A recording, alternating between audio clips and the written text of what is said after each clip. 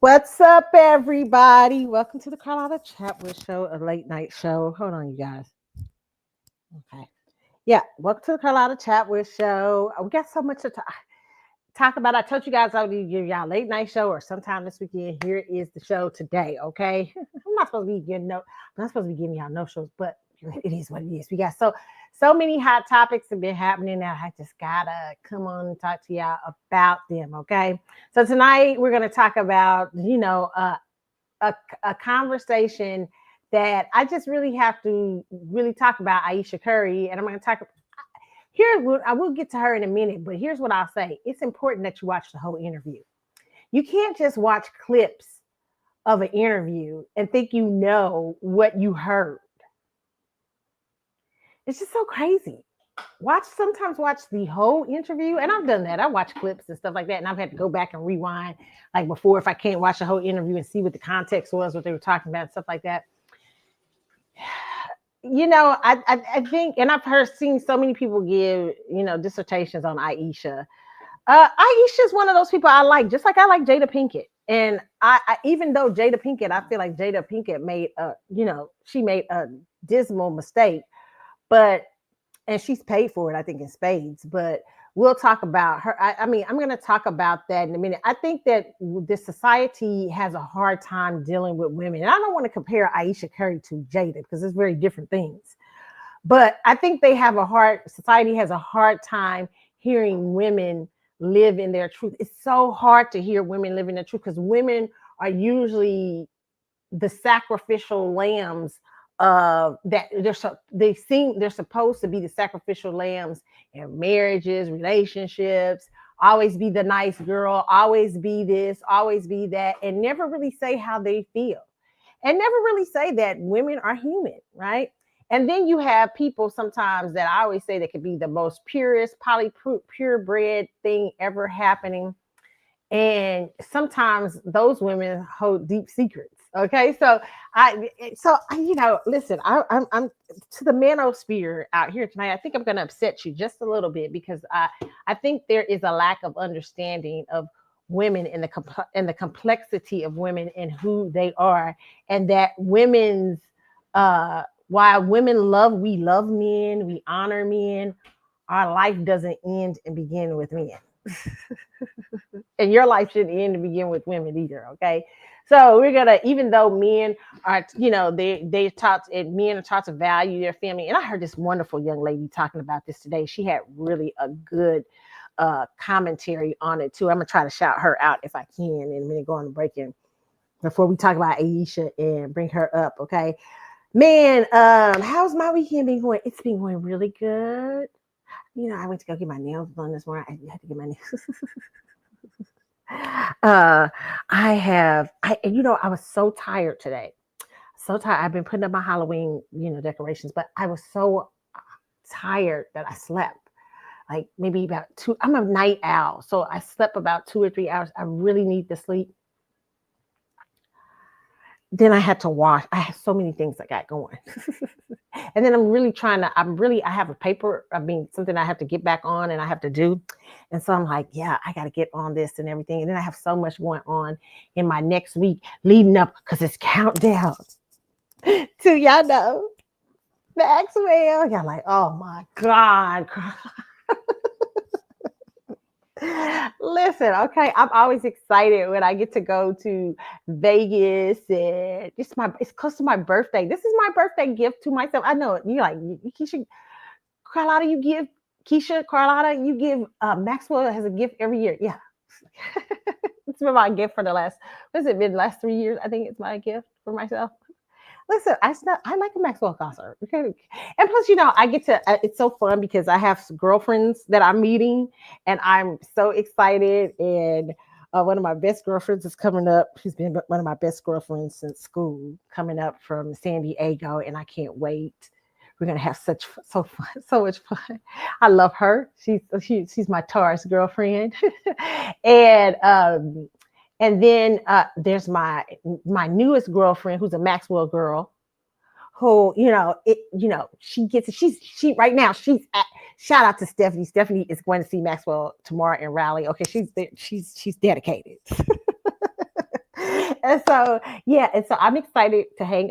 I've been hanging with Stephanie. It's gonna be fun. She's gonna be there. Then my old girlfriend, my old Maxwell girlfriend, the OG Hannah, which I think I'll be glad to see her and everything like that. So I think it's gonna be so fun. I mean, I'll see many people that I sometimes don't, I haven't met, and hopefully I get to meet some people that I haven't met, you know, that way. But yeah, so it's fun. I'm excited about this. Okay, so it's going to be a really good trip.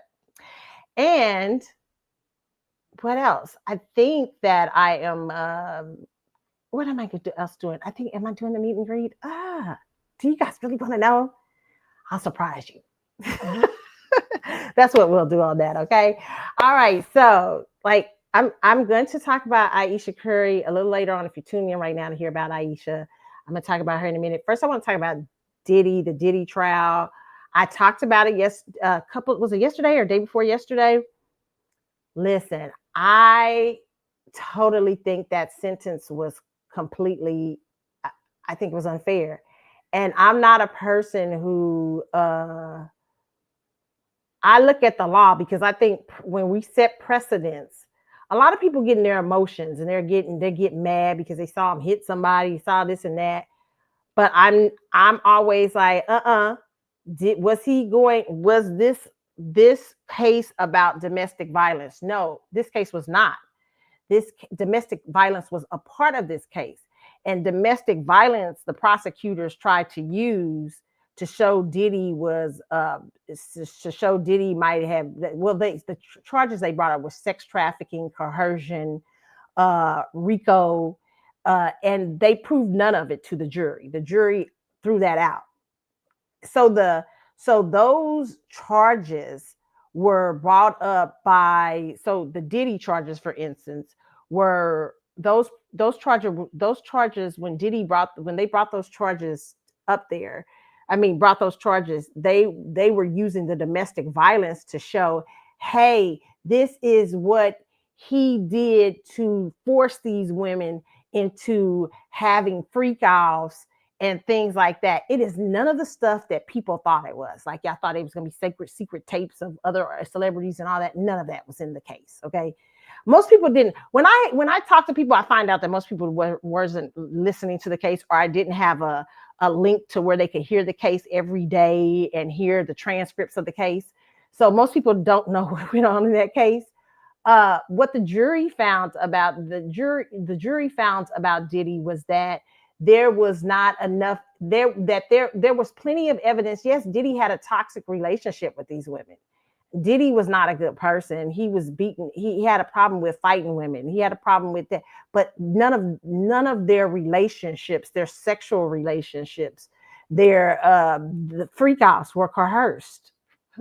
They were. The women were asking for them.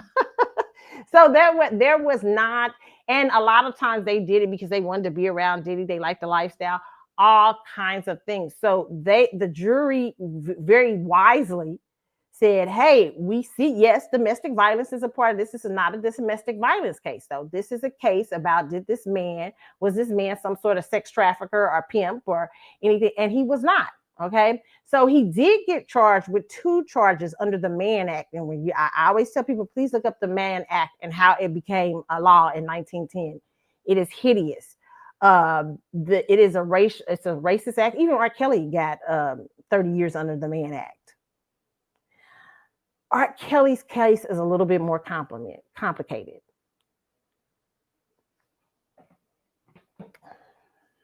I have feelings about that one too. Even though a lot of people get mad and say, hey, let's get them at all costs. Get them at all costs. I'm like, get them. You have to get them under the law, because what we don't want is we don't want getting people because, oh, I feel hey, that's what he get. It's about time you got him and stuff like that. No, you want to make sure that the law, even in our country, a lot of times the justice system is not used in the proper ways. It is used really badly, and we set precedents in society, and we don't understand how we think, oh, good for R. Kelly because we don't like R. Kelly because he was messing with Leah allegedly when she married her when she was 15, or he had a sex tape with a little girl or something like that.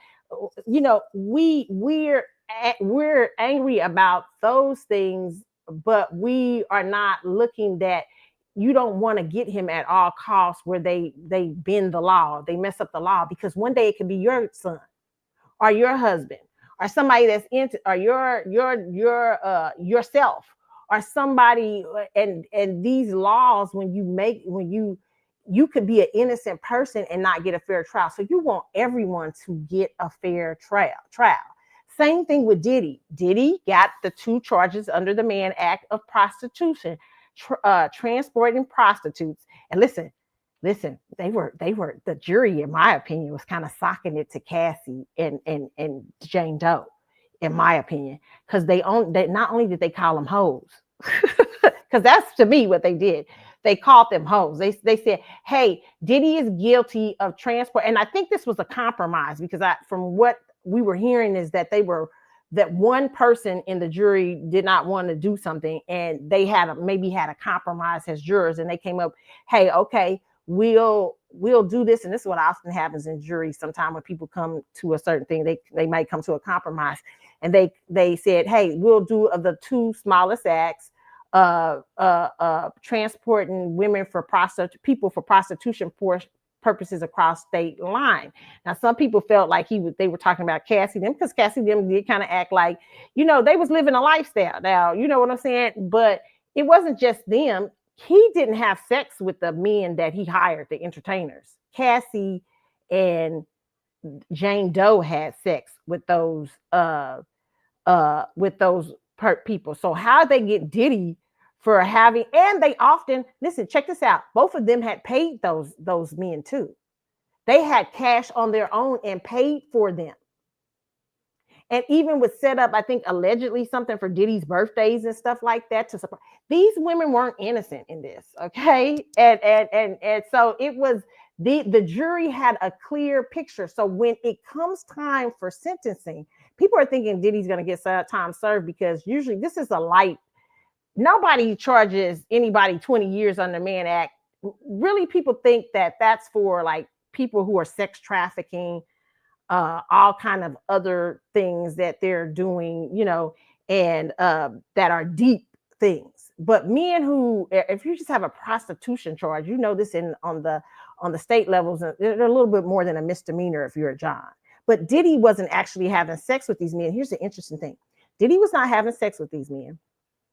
And it was his girlfriends having sex with these men. And it gives the question of privacy issues. That's what I'm looking at, privacy issues and government overstepping their boundaries, okay? The government tried to win at all costs in this case. They were trying to they asked for 11 years, Diddy to get 11 years charges like a pimp would get, or a sex trafficker. Diddy was not a pimp or a sex trafficker. Diddy was a guy who had 2 girlfriends, who had several girlfriends, but he had a toxic relationship with some of them, okay? That just happened to be a sidebar. But they would do sexual things, all kind of, and listen, you think Diddy the only dude in the entertainment industry transporting his girlfriends across state line, doing weird shit, sexual acts and shit? Y'all gotta be kidding. That might be a regular up in the entertainment industry. I mean, shit like that going. I mean, you know what? I don't even want to tell y'all the wild stories I used to hear back in the day about rock and rollers. I knew some white girls that used to do that. Listen, hey, we talked about Elvis, all that stuff. Listen, this is my Diddy was Diddy's own relationships, okay? So the jury finds him, they say, hey, under the Mann Act, probably thinking he's not going to get that much time, okay? They're going to, he'll probably get time served or something like that. The judge comes back, and everything that the jury did not find him of, he speaks on. I believe you were violent. I believe you're this. But the jury said, no, we don't believe the RICO charges and all that. We don't believe these girls got coerced into anything.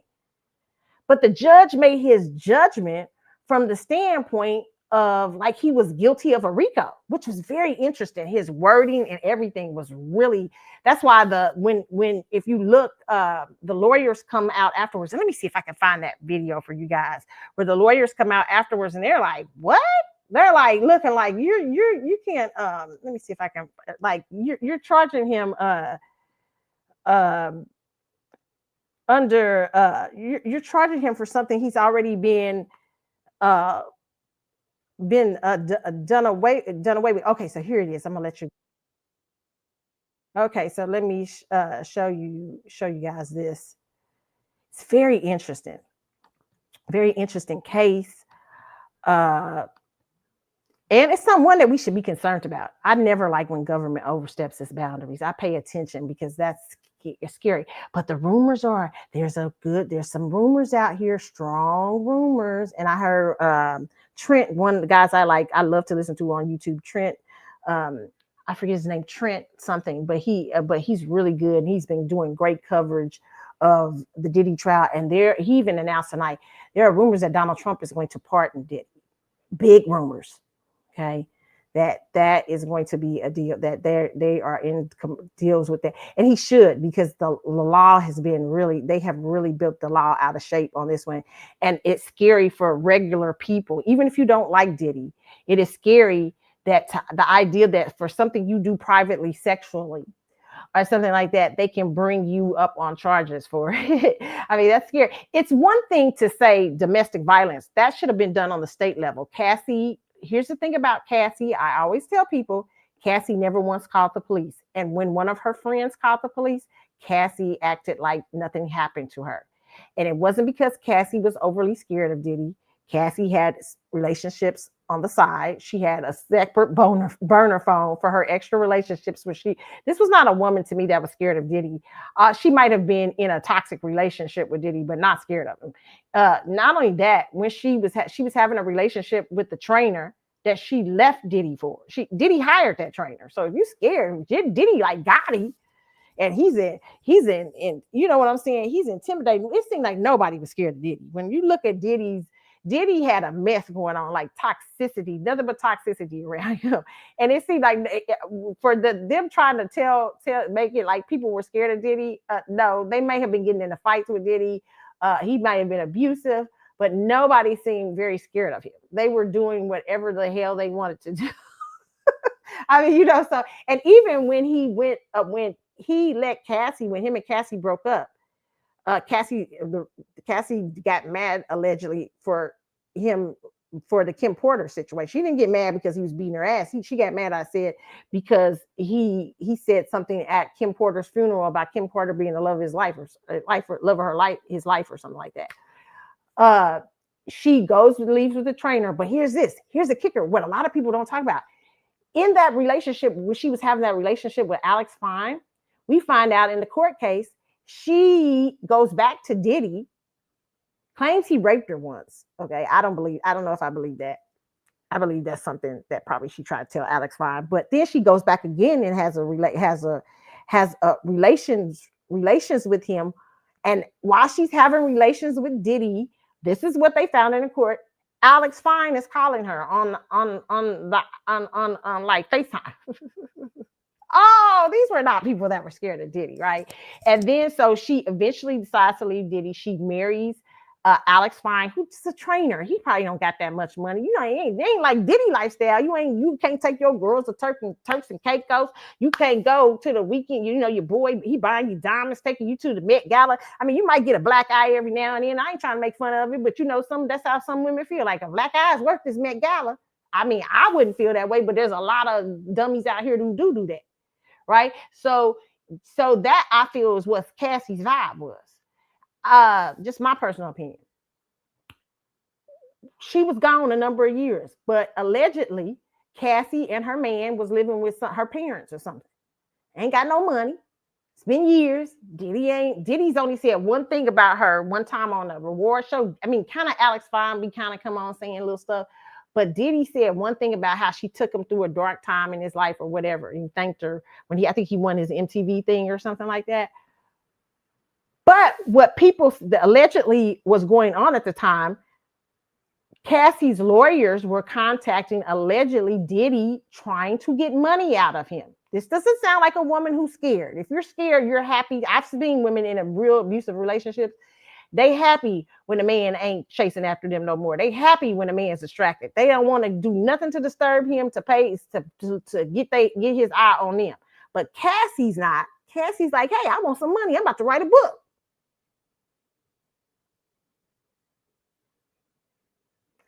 So that's why I can't take her much as I see the victim of, I don't like domestic violence, but I also see that she's very shrewd. So this is the case. This is what the jury was hearing. All these things, okay? So they, so Cassie was not, to say that Cassie was afraid of Diddy, and then Jane Doe was. Some people say allegedly an industry hoe. Anyway, listen, it was a lot that went on, especially with Jane Doe. Okay, when you see Jane Doe's testimony, you understand I don't think a lot of people believe Jane Doe.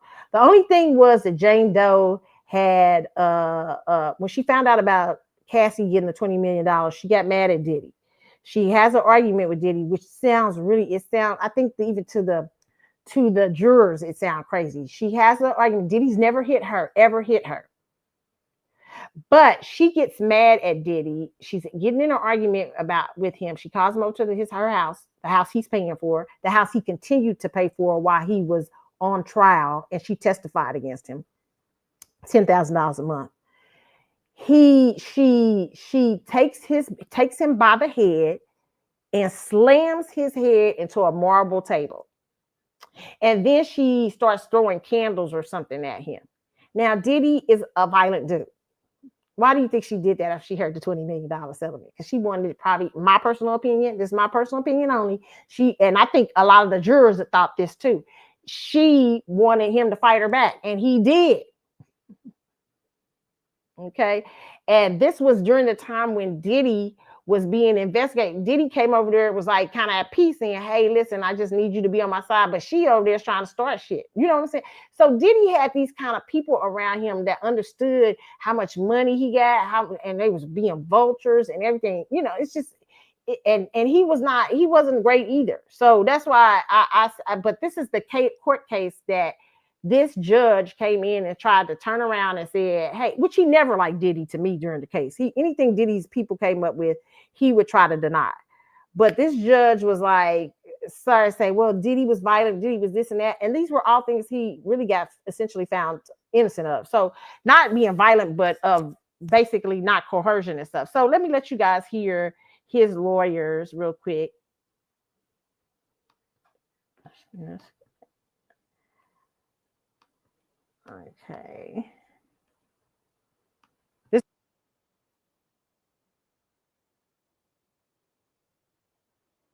Upon conduct that a jury heard, the jury resolved, and the jury rejected. It is really a sad day for everybody.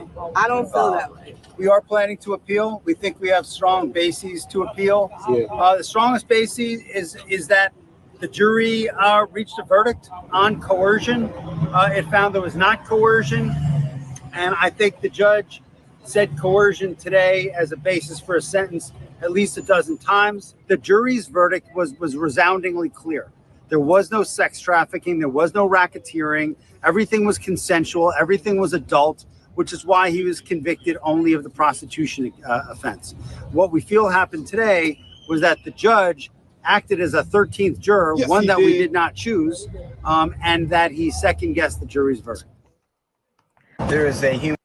And if you hear a lot of the judge, he said a lot of things. I was shocked when I was hearing, because the person I listened to was reading the transcripts, and I was so shocked.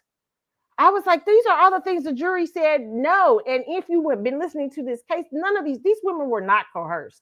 And even if you hear Cassie on the stand, there were times on the stand, there's this one particular story. One of Cassie's friends, and I can't remember who it was, there's always been this rumor that she had got hung over some sort of balcony or something by Diddy. Well, that story started to sound a little funny in the case. Cassie had claimed to be there at some point, But what they found out during the case, she was not there, and that she had called up one of the people. Listen, it was a lot of scandalous things that went on. She called up the girl, and it's like she called up somebody and said, "Hey, guess what I heard today?" To me, they should have got her for perjury, but they didn't. The jury, they didn't go after her. But the other girl, they were saying may have perjured herself because she had the girl who claimed to be hung over a balcony. She had the wrong date. She didn't have the right time, and Diddy was performing a concert that she was at. I mean, listen, these people may have got together to do him in, and I can understand why Cassie might have felt a certain way because listen. Not only was Cassie in a toxic relationship with this man, I'm gonna be nice to Cassie tonight. Cassie was not, I don't know if I'm gonna be nice, I'm gonna be decent. Okay. I'm gonna try not to be hard on her. Cassie was in an abusive relationship with this man, and she had put a lot of years in, hoping that she was gonna be probably, in my opinion, Miss Combs. Okay. And when that wasn't happening, and she decides to leave, she's struggling with the new man. Life ain't the same. You know what I'm saying? Life ain't good. Once you done taste that champagne life, you don't want to go. How many women you see? I don't hardly see too many women. I'm gonna be honest. I can be honest about this. I don't see too many women who once they start dating certain type of men come back down. I don't do it. I don't see it too much. You just don't. Because they have enjoyed, they've tasted the certain lifestyle, and a lot of times they tend to stay in that arena with those types of wealthy male suitors and things like that. Okay, so Cassie actually, I don't know what she thought, but when she went to Alex Fine. I think my personal opinion, this is just Carlotta 101. I could be completely wrong on this, but it's Carlotta 101 thoughts. My thoughts of this is that she thought Diddy was going to make a ruckus and come after her, and he did not. He let her go all the way. Like, he's like, okay, this is how it's gonna be, and stuff like that. They even brought that, even brought that up in trial. Diddy did not come at, he just didn't. And I think that later in the year, she's struggling. She's having two babies. She's had two babies with this guy. And, no woman who's been in an abusive relationship, I never trust a woman's choices after abusive relationships and they haven't got any help.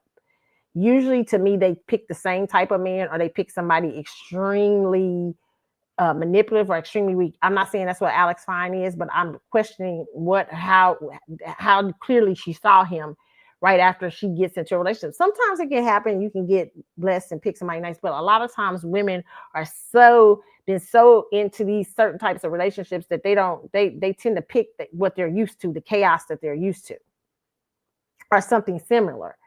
Alex Fine, she gets to dating out. She's dating Alex Fine. I think Diddy doesn't come after her. She's married to him. Now there's a struggle financially, allegedly. And then you get to see on TV, he's got another girl who is essentially, he's taken under his wing, Young Miami. She is getting all the things that you probably thought you should have got. She got her own show. She's hanging out with Diddy on yes. Diddy's a nicer version of himself. He's not whooping her ass, allegedly. He's not doing none of that.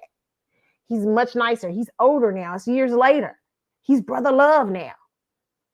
And you sitting on TV, you sitting up here struggling with the man you got, and you sitting here, you remembering all the shit he done did. You like, you know what? I think I need to come back. And I think that's my personal opinion, is this is what happened in the case. And this is how the feds got a hold to this case and came up with some kind of crazy thing to get Diddy of RICO. My personal thoughts on the feds taking this, trying to do this case, was their hope, I think, was because I think it's so hard to get real sex traffickers, real cartels, and all these people under RICO nowadays, that were trying to do something else where they can go after the men in entertainment. And because this law, RICO laws are so loosely based.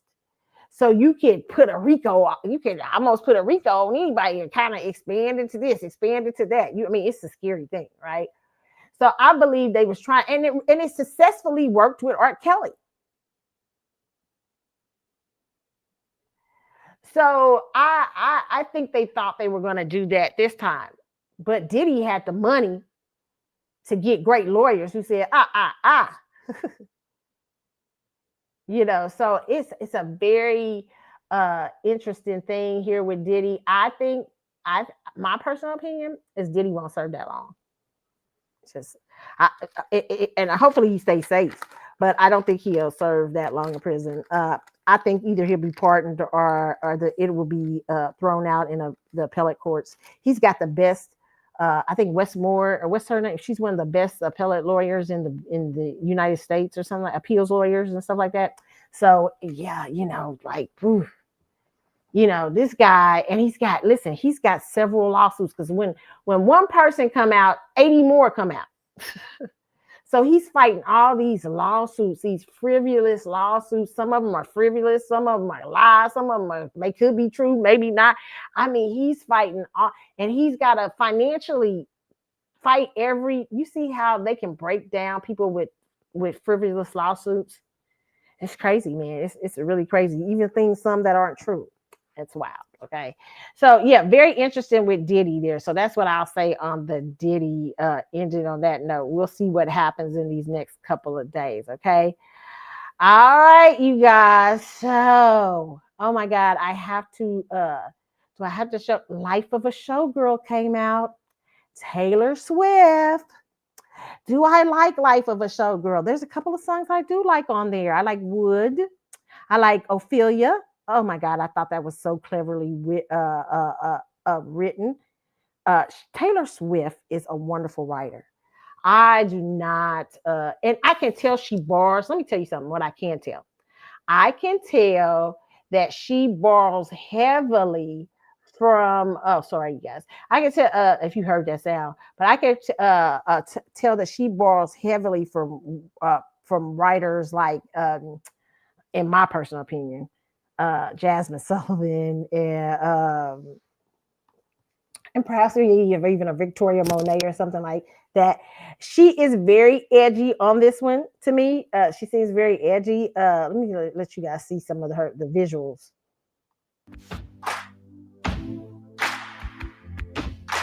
See some of the. Her name was Kitty. Made her money being pretty and well, we don't want to get, I don't want to pay what you call them to give it. I just paid a little bit of that, but you can see her visuals on this. I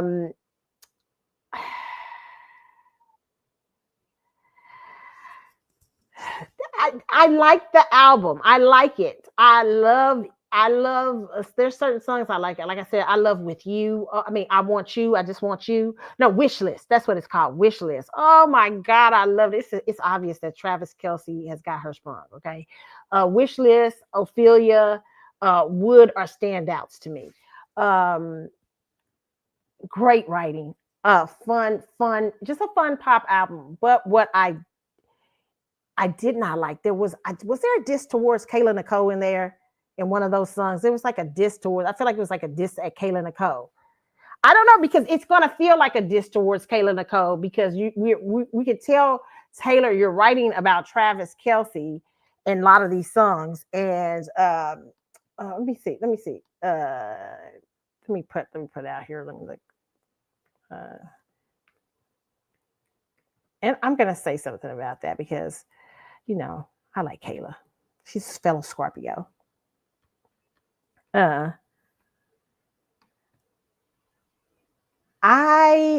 is from Blast. It says Travis Kelce's ex, Kayla Nicole, subtly claps back at Taylor Swift after the singer took a jab at her in her new song. Okay. Let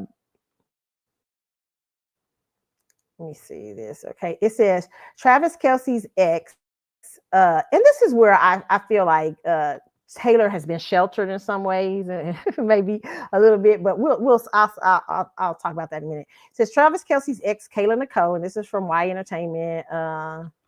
Blast. Okay, it says Travis Kelce's ex Nicole is taking the high road, as she implied in a new post that she doesn't compare herself to other women after Taylor Swift similarly took a dig at her in her new song.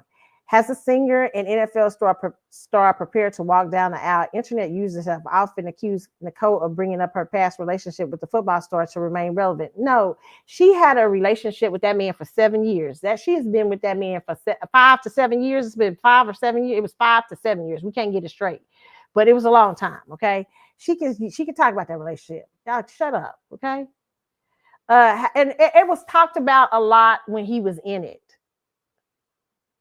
Okay, they were talked about a lot. Okay, it says, however, Kayla Nicole previously suggested that she's not bitter about Travis Kelce's relationship with Taylor Swift, explaining that she sees it as a compliment. Okay, Casey's ex-girlfriend seems to be paying no attention to the chatter surrounding her, as she took to her Instagram account on Friday to describe how mature and self-assured she is. Okay, it came just hours after her ex-fiance's Taylor Swift released her new album, The Life of a Showgirl, with Neeson speculating that the singer dissed her on one of the new tracks. And I heard it when I listened to the album. I said, is that a diss towards Kayla Nicole?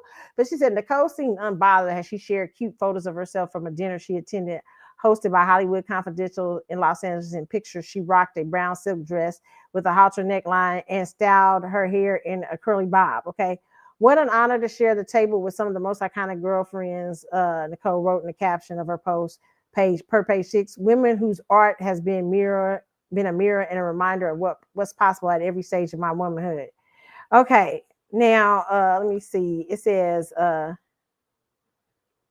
in another Instagram post, a 33-year-old podcast host appeared to clap back at the talks, as she reposted a reel to her Instagram story featuring model Eva Marcel in an old scene from America's Next Top Model.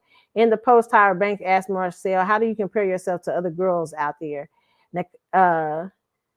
However, she responded, I don't compare myself to other girls. I'm Eva. I'm no comparison to anyone else. Nicole also reposted a meme in her Instagram story that reads, and when God gives you the ball, referencing a popular phrase, that means to courageously take advantage of opportunities presented to you. Okay. Now it says Taylor Swift's song. It says Nicole and Kelce had an on-again, off-again relationship for 5 years. It's been reported that it was 7. However, the Kansas City Chiefs tight end has since moved on with Bad Blood hitmaker. The host of the pregame with Kayla Nicole podcast has been accused of consistently bringing up her past relationship with Kelce in interviews to garner attention. This is just because they're mad because she dated him. Child, please. First of all, I wish Kayla had done podcasts and things like this when she was with Travis, okay? Because I think it would have put her out there. I mean, she did try to do a couple of things, I think, but yeah, I don't know. But anyway, it says, although Swift has yet to confirm Oprah, that's the song, was actually a diss track, several fans noticed how some lines seem to reference Nicole's past with Kelce. One of the lines in which Swift appeared to reference Nicole is when she said, you couldn't understand it, why you felt alone. You were in it for real. She was on her phone and you were just a pose.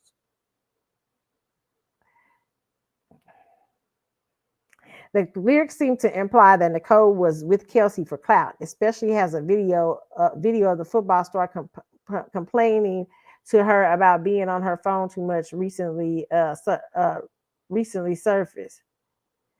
Kayla Nicole was trying to be a creator, I think, or something like that at that time. After Swift and Kelce announced their engagement back in August, Nicole blatantly shut down questions how she felt about news. Okay, let me just say this. Okay, Taylor, you don't know. You're only getting Travis's part of that relationship. Grown women know that. One thing I learned as a grown woman, you can't, when men tell you they part, it's they part and it's the other person's part and it's somewhere in the middle. You don't know what the hell Kayla Nicole was going through in that relationship. And it's a relationship that you probably wouldn't understand because it's an interracial relationship. And it looked like he was tending to date that way. Okay. Now, girl, be careful here.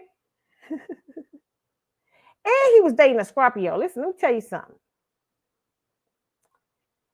Most of us don't tend to get in nothing that we ain't serious about. And maybe there comes a point when we've checked out, when somebody's done something, when we checked out of it or something like that. But you don't know what happened. You don't know. And you still, let me tell you something, that's a Scorpio there. So girl, be very careful. You still don't know what's going on. You don't know if he's still calling her, because a Scorpio don't say a damn thing. He can still be. He still be calling her up saying, so, why you out there dancing with Chris Brown and everything now? You showing out. Hey, I'm moving on. Now you don't know what's going on. This man was with that woman for 5 years. Knows him probably a lot better than you do. And probably had a different version of him. It's clear that she had a different version of him.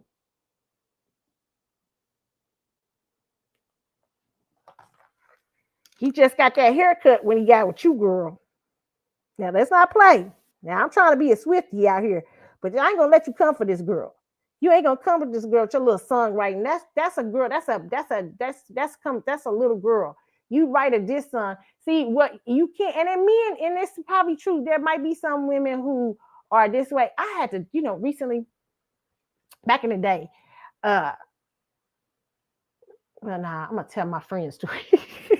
Recently, I had a person who I know who was talking crap about her person's ex, and I was like, I said, let me tell you something. One thing I know. I said, she might be a crap. She may not be about crap. I said, but I bet she got her own version of the story. Okay. So you can't, sometimes I told her, I said, hey, don't be hating on her. Go in there and investigate for your damn self who you think she might be. And my friend was like, it's nothing I want to see on her face. I said, well, you should. I said, because it might tell you something that you think you didn't know. About a week later, come back and, yeah, you know what? I kind of like her.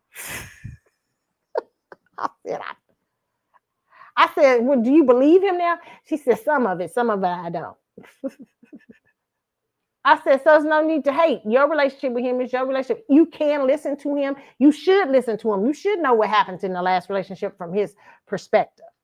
But understand you're only getting one part of the fucking story.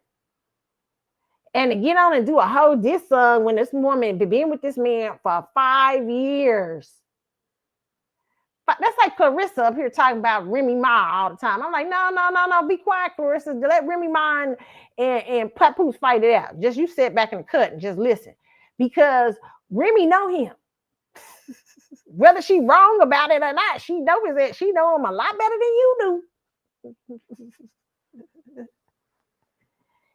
And maybe she's been a trip to him, or maybe she hasn't been good for him.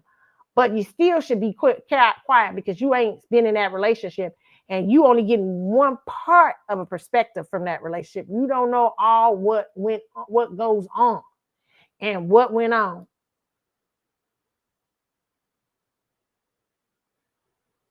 I don't like this. I don't like it. And Kayla Nicole, shout out to you for being classy, beautiful, and not, yes, I think you made a number of mistakes with Travis. My personal opinion, from what we saw on the outside, who knows? But Travis might have made a number of mistakes with you. Seemed like he could have been dropped, but he seemed like he was taking a long time to, you know what I'm saying?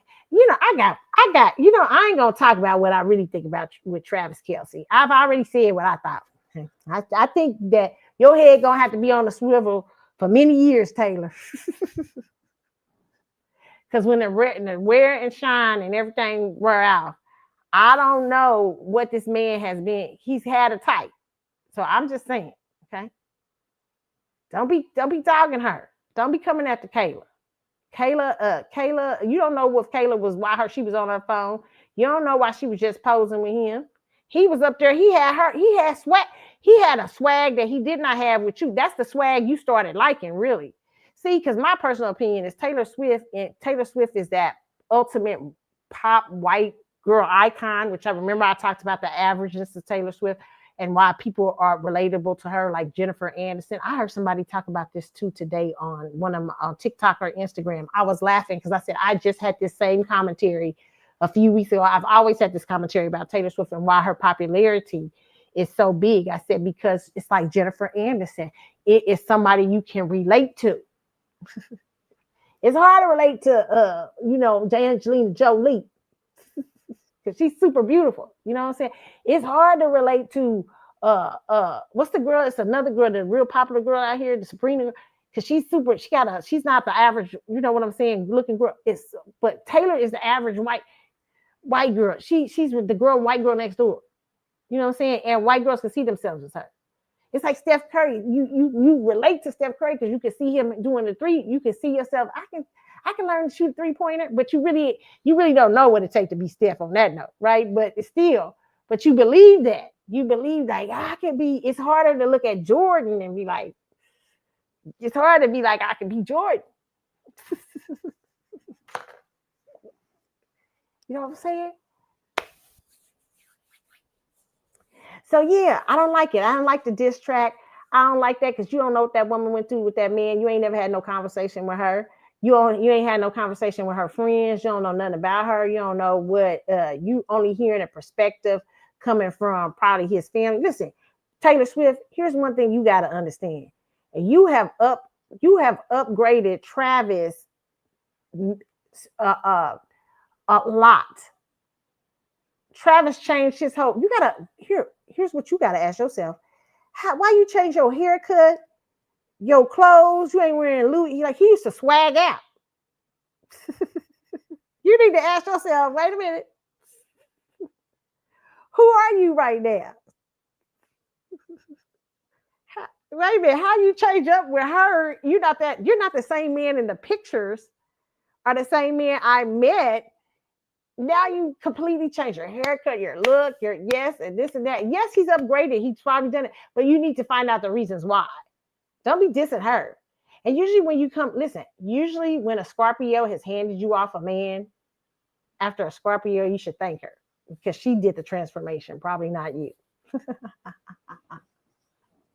She wasn't just striking a pose and holding her phone, okay?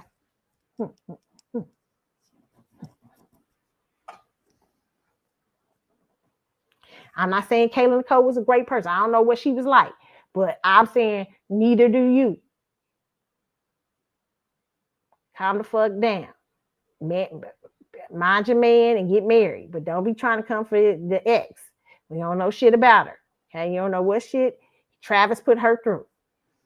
And you don't know, and you really don't know what shit she put him through because you don't know because relationships are from different. Only thing I can tell people is if you get the chance, it's very seldom that women get the chance to talk to exes. But when you do, it's eye-opening. Okay? So that's what I'll say on that note. Okay. So, are we ready to have this conversation about Ayesha Curry? Man, y'all won't let Ayesha live. Y'all won't let Ayesha breathe. Y'all always got something to say about Ayesha Curry. I don't understand it. I actually think that women like Ayesha Curry are needed in society. I believe that most women hide these feelings of wanting to not be just a wife, but wanting to be multifaceted. And I'm not saying that being just a wife is bad. No, there's some women that's their dream, and it's but it's some women who are multifaceted. Women are different, come in different shapes, sizes. I mean, everything. Okay. And women are complex. And even the woman you think is a poly purebred, sometimes you'll often find out is those women, this is poly. My whole life it's been about my husband. You'll find that they've had Bridges in Madison County moments. For the younger kids, look it up if you haven't ever seen the movie Bridges in Madison County. Okay. They just hid it underneath, and they sacrifice. There's a lot of women. Okay.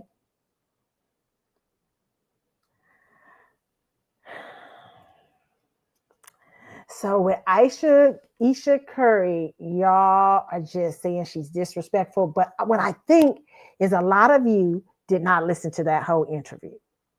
I sat down and listened to the whole interview, not clips of the interview, the whole interview. Ayesha Curry was very complimentary to Steph. She told her story from the beginning. When Ayesha Curry met Steph Curry, they were in the 7th grade. She's very shy. She was from Canada. Didn't know much, about anybody. Steph was popular actually in his church.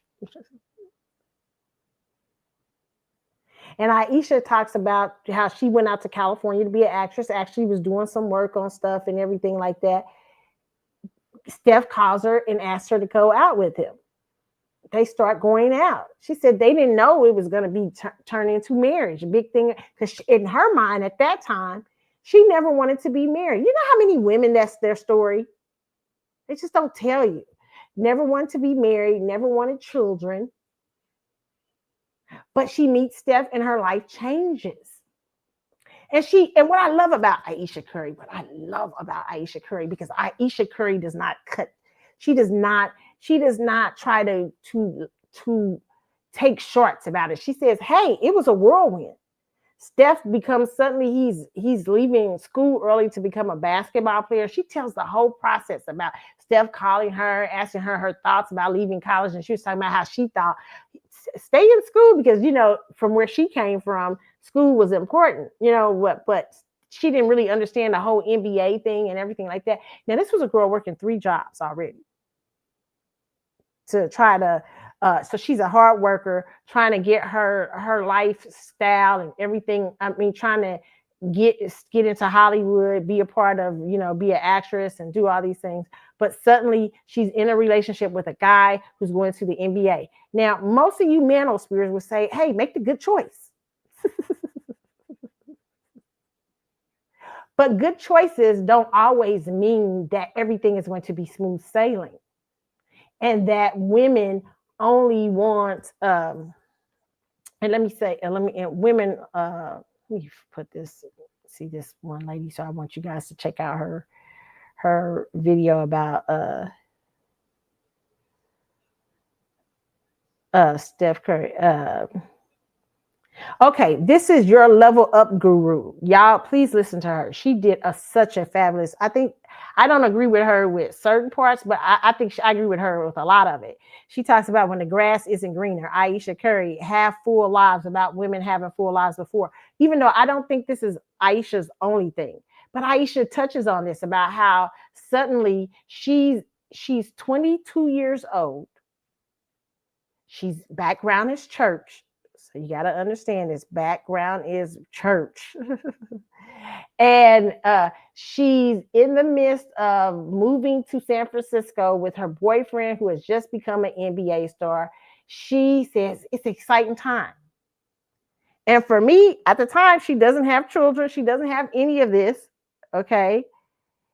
And she gets she's in a whirlwind with Steph Curry.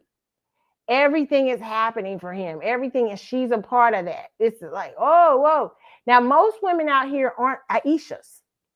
Ayesha is not, to me, in my personal opinion, she's an Aries female. So I look at astrology. She's an Aries female, and I gotta look at her rest of her chart. But she is very fiery.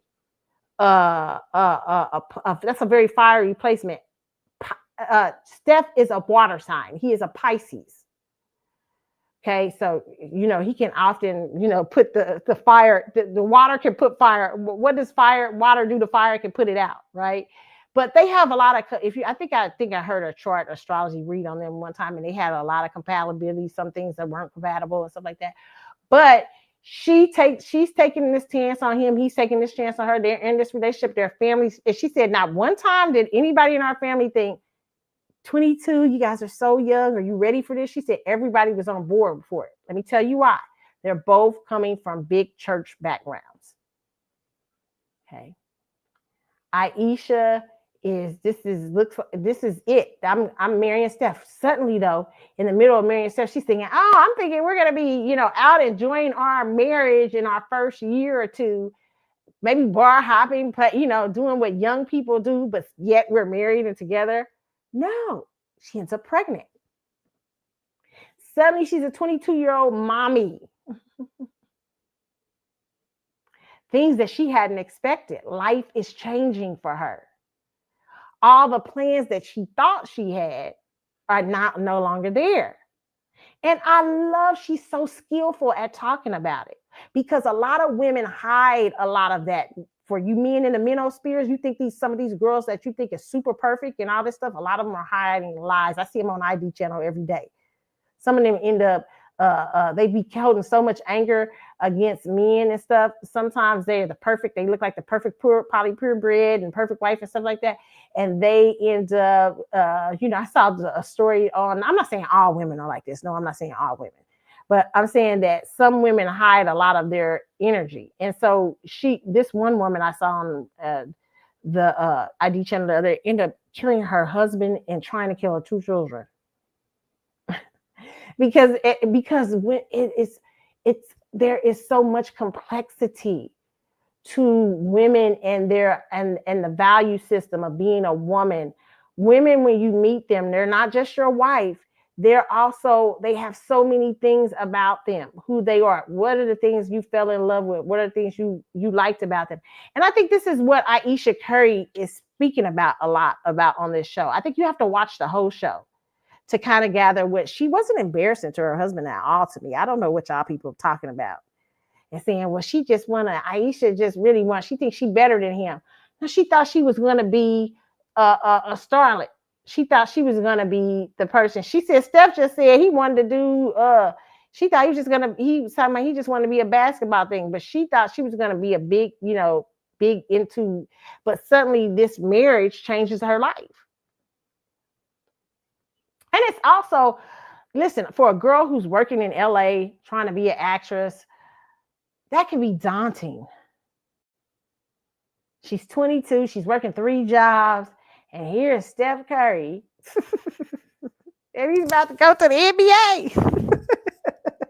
You know what I'm saying? Her life is changing, right? So I found her very endearing. I think people have to watch the whole it didn't hurt. Let me see. Let me pull up one of the what she, so y'all can see her on here. Okay. This is some of it. And this is from Call Her Daddy podcast. Please watch the whole interview.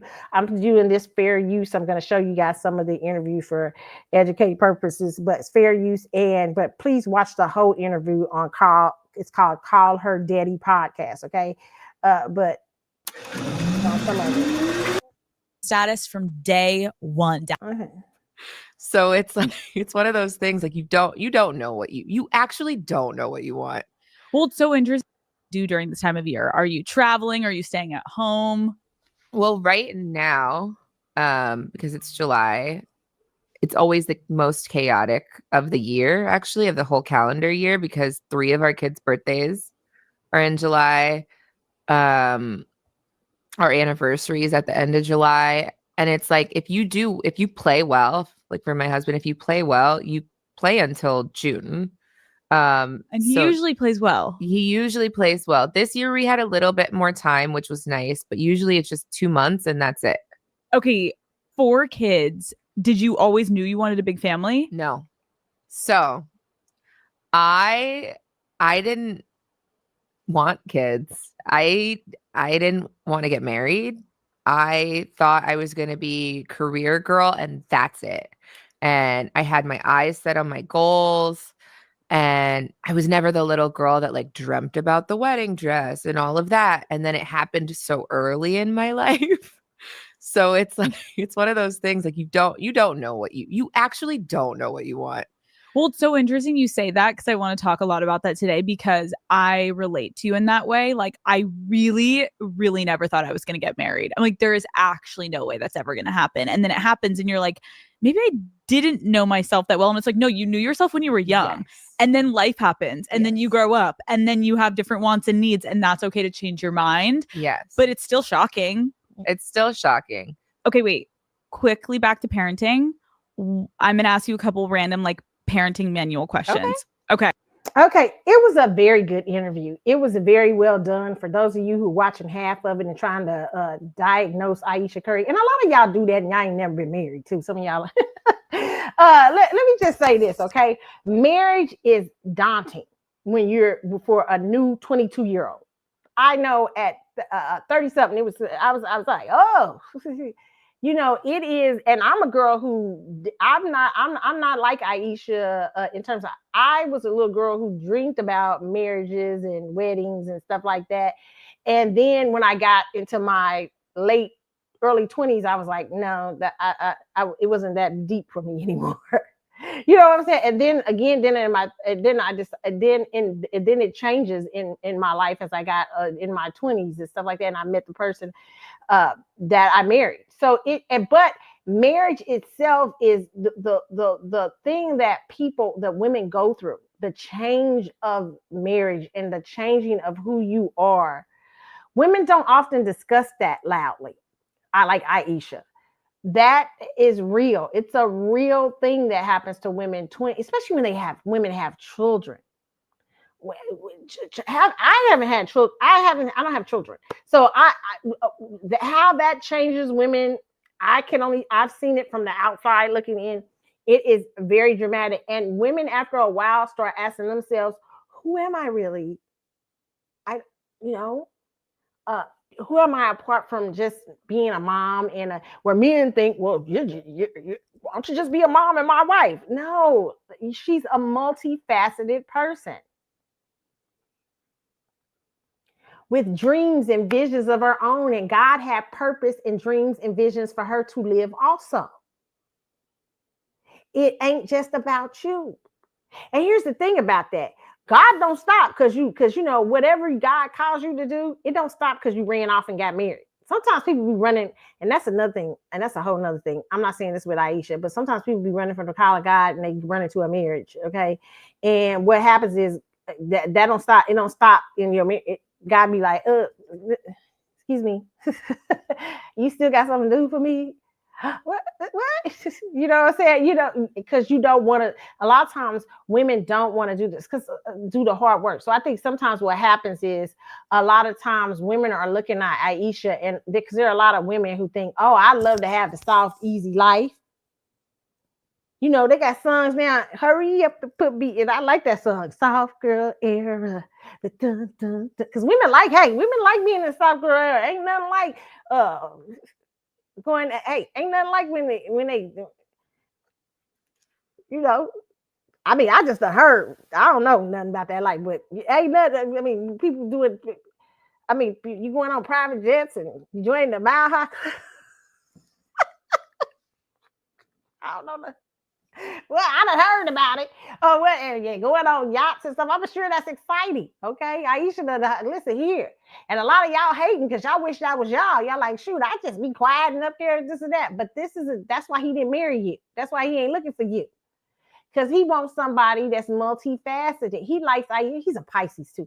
Listen, I can go on and on about that. I'm not going to go on about that because Pisces males tend to pick aggressive, assertive women. It's not a surprise to me that he says a Pisces, he picked this Aries, who is very much career driven. She is the one NBA wife that you hear about that has she's had successful restaurants, successful cookbooks. And yes, she's like a Tracy. She's turning that shit over for Steph. She's using Steph's thing to take her in. I'm not surprised she's an Aries girl. Okay. Now, here's the thing. This is my personal opinion. Just looking in if there is some issues. I believe Steph Curry married his mama. This is just my personal opinion. Okay. If you look at the Jada Pinkett when she talks to them on Red Table Talk. But I think that Ayesha is very different in that his mama could never get her own independence off the ground, but Ayesha has managed to do so. And Steph, when you hear the story of Steph Curry, you would think, yeah, his father's basketball career had an influence on him, but he often talks about how his mother was the cheerleader for basketball. His mother was the push. Okay. So I wouldn't be surprised that Steph is out there looking for that because Pisces, okay, not all Pisces males, but some Pisces males, okay, they tend to like fiery women. The reason why is because Pisces men tend to like to hide, sometimes hide behind those types of women. Not all Pisces males, depends on what you have in your chart, okay? Um, and Steph has an Aries moon, I believe, so that makes him a little bit more compatible with Ayesha, okay? But Steph, I don't know what Steph is like has the marriage goes on, has they're in the marriage and has their things are, she's very fiery, she's very masculine, like Pisces males alike, right? But at the same, to me, some Pisces males, most Pisces, not all, but some, okay? And sometimes Pisces males tend to romanticize their spouses, in my personal opinion. And that's what Papoose, look at Papoose. Papoose is a Pisces male. Okay. And they start to romanticize people and the women who they choose, but the women don't know what they're romanticizing. Like the women are nothing like what they are projecting on them. I'm not saying this is what's going on in the Curry household. I don't know. But I'm saying that he may be have projected. And not only that, but I think he's attracted to all those things that she is. But I think also being a Pisces male, Pisces males can achieve great things, even though they're dreamers. Okay. But she's an Aries, she's action oriented. I'm gonna tell you what would irritate me as a Scorpio. I'm a Scorpio with a water sign, but they say we act more like like fire signs and air signs. Okay, they say Scorpios act more like fire signs and air signs. Okay, but we're very watery. Okay, so what would probably irritate me? What would like I just little stuff looking in at Steph Curry. Okay, from a Scorpio with a Leo ascendant who's fiery, I have fire and water elements. What would probably irritate me about Steph Curry? Okay, you be like successful, he's this and that, he's this and that, but what you probably don't know about Steph Curry is, does she like all the decisions that Steph's made?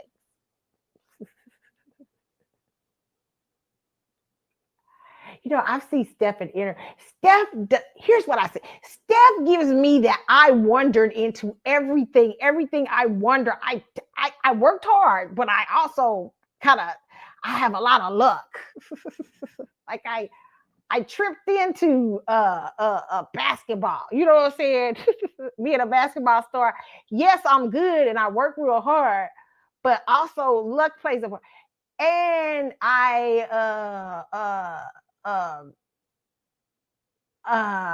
this is what he gives me. I'm not saying this is what's up, okay? But I also and a lot of men say this about Steph Curry. Like a lot of men don't like Steph like LeBron. I think it's it's just crazy, okay? But because I think LeBron gives off more alpha energy, because LeBron is a Capricorn, okay? So to LeBron, everything is about work, work, work, work, work. And make sure I have a team in place, a proper team in place that causes me to work. Now, when we're talking about the sign of Pisces, the sign of Pisces is one of the deepest zodiac, the deepest signs in the zodiac, in my personal opinion. Okay, but and they're very psychic and everything else. But Pisces have also been what astrologists say. Every sign in the zodiac, Pisces has already been. Pisces is at the end of the zodiac board. Pisces is it. Pisces is the highest you can say. Pisces has been everything. Pisces is laid back. They're dreamy. They don't really care. They're like, hey, I got a great team around me. It just happened I got a great team. Just happened I got a great wife. She's cute. Yeah, we're having a bunch of kids. Oh, you know what? I'd rather be at home with y'all this weekend, And Ayesha's like, don't you have to? I'll take care of this. But she wants to be. Ayesha can work in that energy where she can do both. Okay, But Steph might like to be a little bit more laid back, and she may not like that. That's where I see the problem. In terms of like when I'll tell you what I look at with Steph Curry, how I see it. Like Under Armour, I would have been like, few years, you need to be out of Under Armour. He thinks I just signed a $1 billion contract with Under Armour. They gave us a lot of money, and I got my name on it.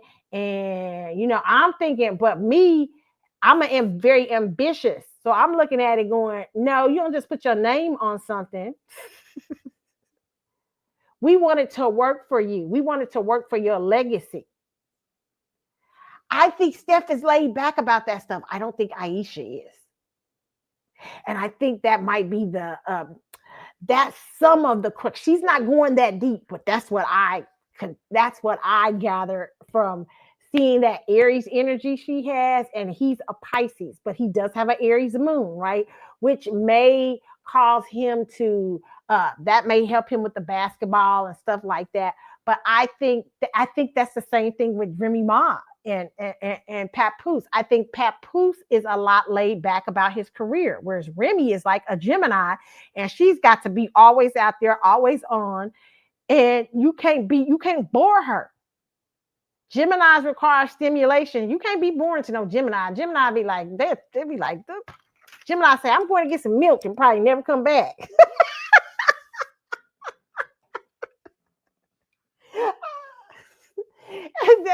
I'm just telling y'all, you cannot bore. They have constant, the men and women. Okay, you can't be boring to them. You have to be a fascinating person, I think, to be with a Gemini. Do I think Remy Ma found Papoose fascinating? I'm going to Remy Ma and Papoose. Yes, but what do I think that did not fascinate Remy Ma about Papoose? Papoose is one of the greatest, to me, rappers that has ever been out. I think Papoose, I'm gonna tell y'all the truth. I like Papoose better than I do Jay-Z. Papoose just ain't never took it like that. He ain't never went hard like that, in my personal opinion, for his key career. Looking at him, I would say Pisces, because those are not important. That's not too important to him. He's like, I'm laid back, Remy, just long as I got Remy and the baby. But Remy is just like, yeah, man, you got me and the baby and all this, but check this out. What I need from you is to be out here about, I need you to be that man. I need you to be going for your dreams too. I need you to keep me I need you to keep me interested. I think that's what goes on with Ayesha. Yeah, I think Ayesha's a fighter. I think Ayesha is his mama. And I don't think it's a bad thing. I think Ayesha is here to challenge you. When you want a girl like Ayesha, you can't play no games. Like LeBron and her would probably be a power couple. Not trying to say she should be with LeBron. That's not what I'm saying. But I'm saying because LeBron is very career. He's a Capricorn. He's very career oriented. He's very, hey, my legacy. I dot the I's, T's. I'm not just laid back about this. I don't just put anything out. I'm strategic. I'm not only am I strategic, but I'm ambitious. Now he has a wife that is very quiet and doesn't look as ambitious. Okay, I think she has some things on the burner and stuff like that, but she looks like she just floats home and stuff. But I think she's a very different woman from Ayesha Curry. Ayesha Curry and her have been. I think she comes out of urban area. She wasn't married to LeBron the first several years when they had children. I think the first when boys were 7 or 8 before they got married or something like that. And she doesn't let you hear much of her, right?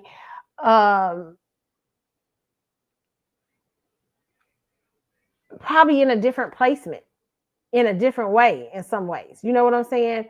Whereas Ayesha Curry grew up in Canada. Did she say she went to private schools or something like that? I don't know. But she moved here at 14. Life is a very different experience. She meets Stephen Curry at his church and stuff like that. Stephen Curry comes from an NBA father who was an NBA basketball star. So he's kind of got already a certain type of lifestyle and stuff like that. It's very different.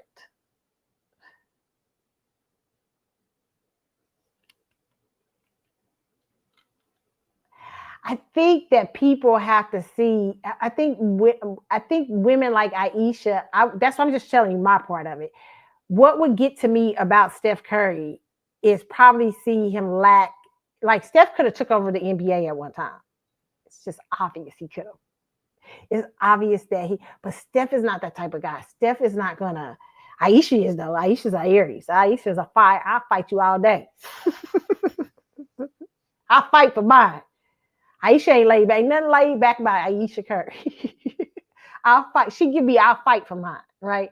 I'm fiery and I expect you to meet me with that kind of fire. And that's probably her biggest agitation. I'm just going to say, from my guess, might be the one agitation that y'all are seeing, but y'all don't know about. Because, yeah, and I think y'all don't even, I think y'all see it with Jada Pinkett too. And y'all get mad. It's easier to blame Jada Pinkett because you're like, Jada Pinkett out here cheating. She out here doing everything. But she wasn't the only one cheating. And here's the whole thing about that. And they had an open relationship. Here's the whole thing I think what's going on with that. I think that Will is a lot more dependent on Jada than you guys think. She's a triple Virgo, I think. She's a triple Virgo, so she know her stuff. She know when she sees something that ain't right. She know when she sees something that's not. You know what I'm saying? She's very, but you cannot wear a Virgo out. You cannot wear them out, like constantly leaning on them and not have any. If she's too masculine, then she's gonna be like, well, fucking, I gotta be the man.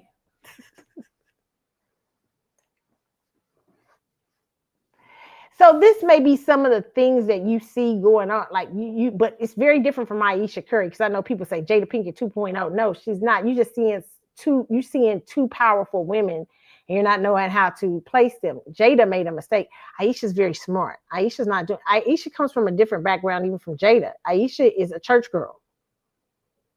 She has not had many. I don't think she's had any too many serious relationships outside of Steph Curry. So when you're looking at Ayesha Curry, this is her first sex. This is why I say this is Manosphere's dream. Steph is probably her first sexual relationship. She marries him young, like y'all want them to do. But she doesn't mean she's not going to question her life and question the decisions she's made and where she's at and how life has changed so crazy from where she thought she was going to be. I just think you're not learning from this. You're not listening to her and learning more about her and how women can be very complex and very different, and at different stages how women can evolve and change. And women give so much up to have families.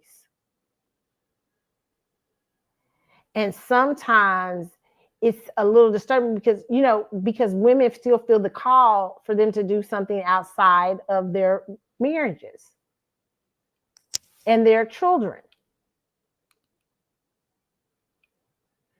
So yeah, but and then I also think she's contending with who Steph is in a marriage and has a father and because that's very different from the guy she met at 22. They've grown with each other. They've evolved with each other. So I think there's a lot there that people are speaking on that they don't know. Do I think she thinks she's better than Steph? Not at all. I heard some girls say she thinks she's better than Steph. No, I think she thought she was going to be more in the household name because he wasn't interested in it, because he's a Pisces. He stumbled into this is my personal opinion. Yes, he worked hard for it, but I don't think he was like she said, he said he was going to be a basketball coach. Because that's probably what he has a Pisces. Listen, Pisces males can attest, not all Pisces males, depends on your placements and everything like that, but a lot of Pisces males can attest to the laid back energy. I'm just telling y'all, look at you astrology wise, please look at Ayesha Curry and Steph. Look at Papoose and Remy Ma. Everywhere there's a Pisces male, please look. I'm a Pisces whisperer. That's how I know. Married to a Pisces. right? So I'm just trying to tell you, Pisces are very different. They can be very ambitious, they can move, but they also can be very laid back at a point. So if you're a fire sign who is used to action and movement, you're like, because if you marry an ambitious girl,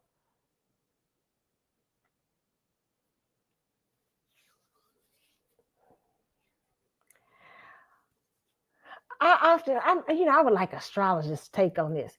Was William and Girlfriends? Remember William and Girlfriends? He married. When he married, he was William needed somebody to push him in his career. What was the girl who came along? I forget the girl's name, but she was like a gold digger. But she was like, William, we're planning dinner tonight for your all your bosses and everything like that, because you know what, you need to know how to socialize, you need to know how to do this, you need to know how she was about that, even though she had fell in love with William, but she was not playing with William. She was like, William, you gonna be all you supposed to be.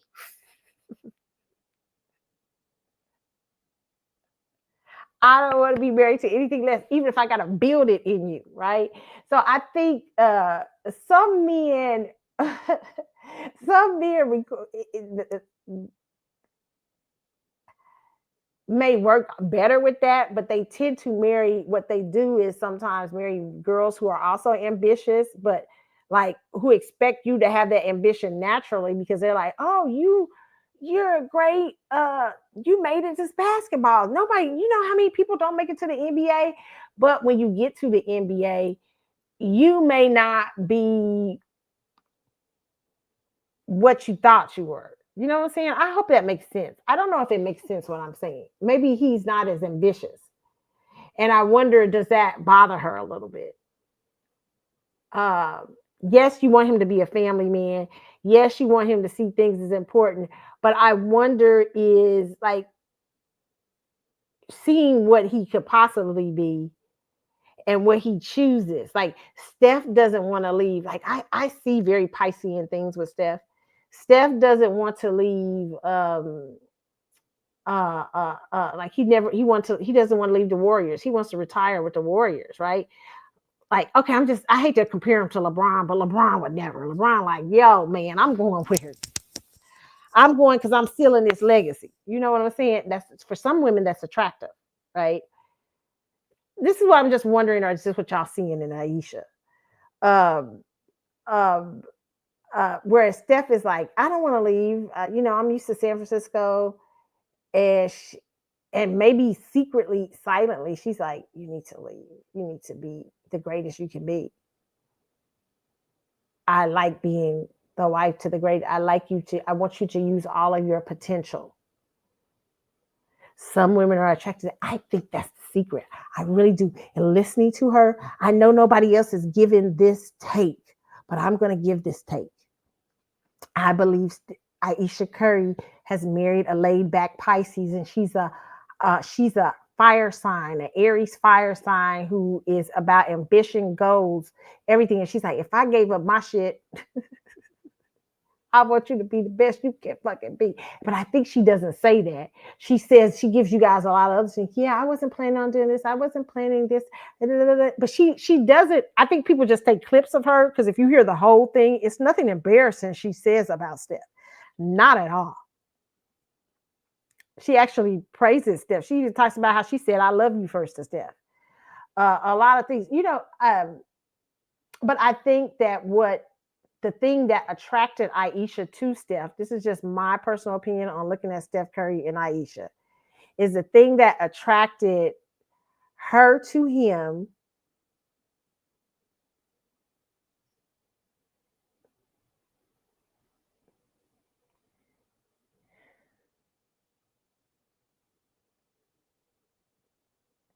wasn't really what she thought it was.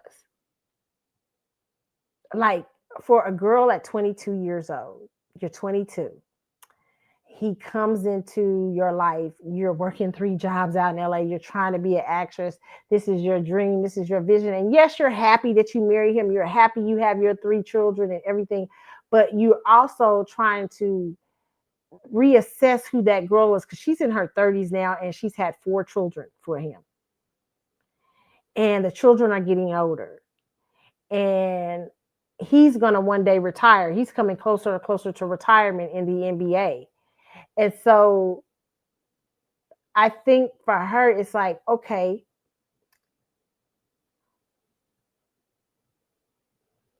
who am I now versus who that girl was 22?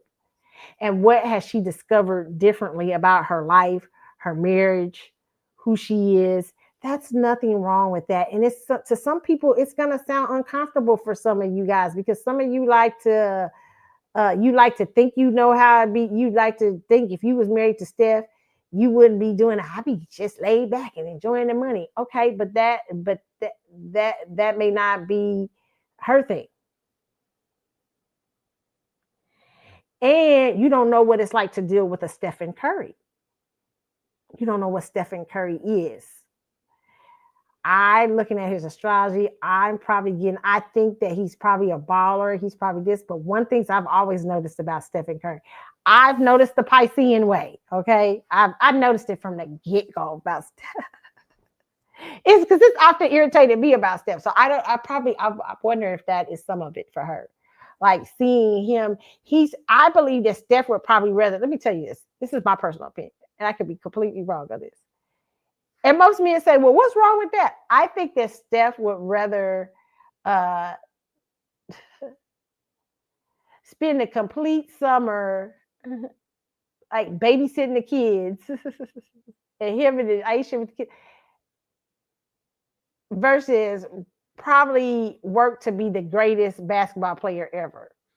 Because he's been a Pisces, he's been everything. He's like, yeah, I could be that. I think families, I want to spend time with family. But for Ayesha, who's the baby of the zodiac, Aries are the baby of the zodiac, and they're very ambitious and war-driven and moving. She's like, you need to be out practicing basketball.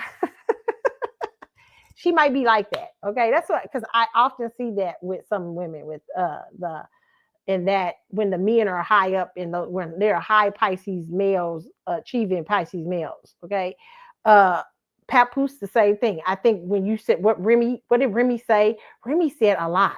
When Remy came on that live, she said, I don't want to be, she said, he done became the wife. I was like, uh-oh.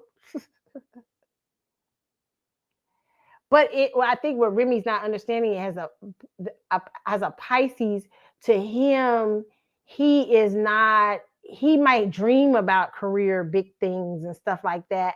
And a lot of times people tend to call the Pisces zodiac males, especially the males, people tend to call them like, even if they're high achieving, people will see sometimes a little bit what they think of laziness in Pisces males, but it's not really laziness. It's really that they've been everything and they don't really care to ascend or be ambitious like a Capricorn, or be in war like a Aries. They're in dream state. They're Neptunian.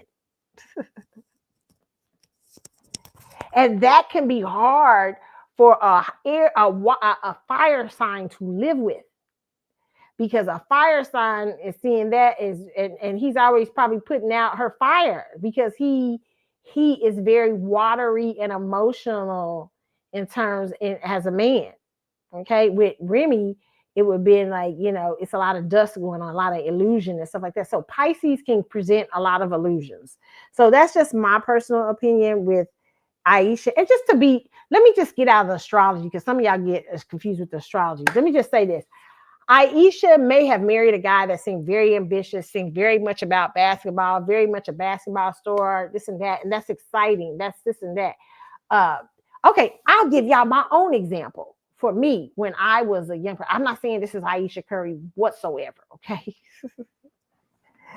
But I was dating a guy years ago who's an athlete. And I thought, what I realized about him, and he's a Capricorn. I think he's Aquarius. No, he's Aquarius.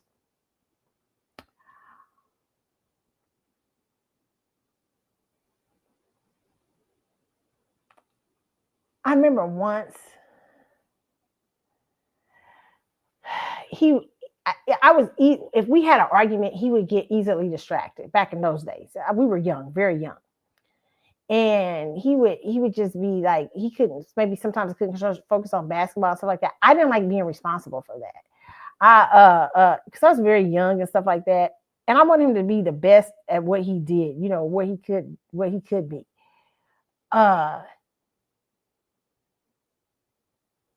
But what I saw as I got older in dating him, that I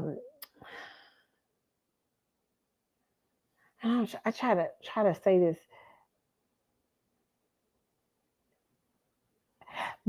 Basketball. Sometimes I have become more. I mean, listen. You're a single young man. I understood that you need to focus on balling, even if you fall in love with somebody in puppy love. Ball playing is your thing, and I want you to succeed at it. And listen, I'm a very independent girl. I've always been very independent. You got to pay that much attention to me. Yes, pay attention. You can pay attention and do the right. Have balance, but I need you to focus on your life and what you're going to be. That's what makes you powerful and attractive. And men, this is what I'm saying. A lot of the manosphere say this, but they say it without love.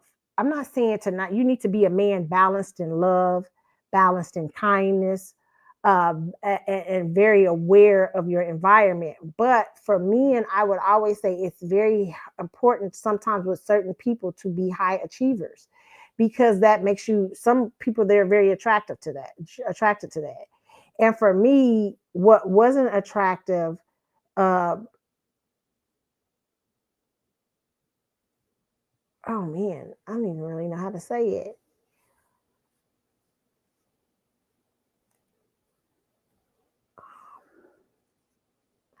I think I was like, are you serious? I didn't think there was a seriousness there, like to your career.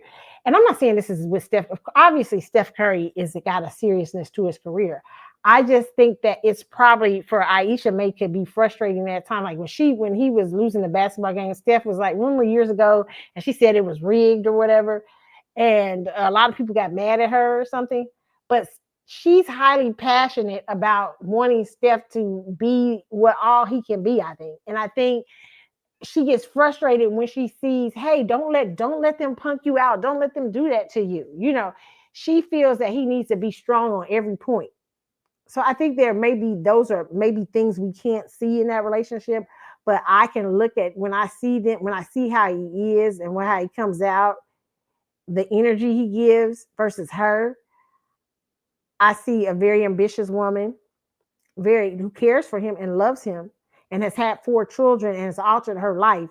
But now she wants you, because I've altered my time, I've altered my life, I've done all these things. Yes, I want my own career and I want to be the best at what I do and everything.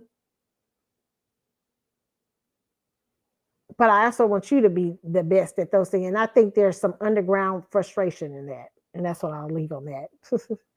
But I also I don't mind what Ayesha is talking about, because I think Ayesha is talking about something that is very real to many women, that many women stay silent about. They don't talk about that.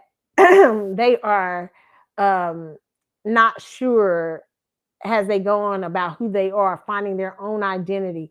Now, Ayesha has done that. Ayesha has used Steph's money greatly. A lot of people think Ayesha hasn't found her identity. I was listening to a show, that young lady today. I was like, she must not know. Ayesha is very successful, probably one of the most successful NBA wives that I've ever heard. Matter of fact, she's the one you know by name. I don't know too many NBA wives by name, unless Shawnee O'Neal, because they basketball wives, or they was on, what I'm saying, they was on Basketball Wives or something. And they usually, them women don't tend to be wives. Ayesha Curry has carved out a niche. She has, I think, 2 successful restaurants, one in Vegas, one in San Francisco, I think. She's had successful cookbooks, cooking shows, everything. She has branded herself. Even in the controversy that y'all give her, this girl has rebranded herself. And she talks about that on there, and it has not been easy for her. So she has been quite the success with Steph, but I think it's still important for her to still continue to carve that niche because she is very ambitious. And I think this is just my personal opinion. I wonder, does she feel like I have to be even more carve my legacy? Because I wonder, how does she really feel about Steph's basketball legacy? Like, does she feel like he could have done more with it? Because I know I look at Steph and I'd be like, Steph could have been Michael Jordan. But Steph don't care about being Michael Jordan.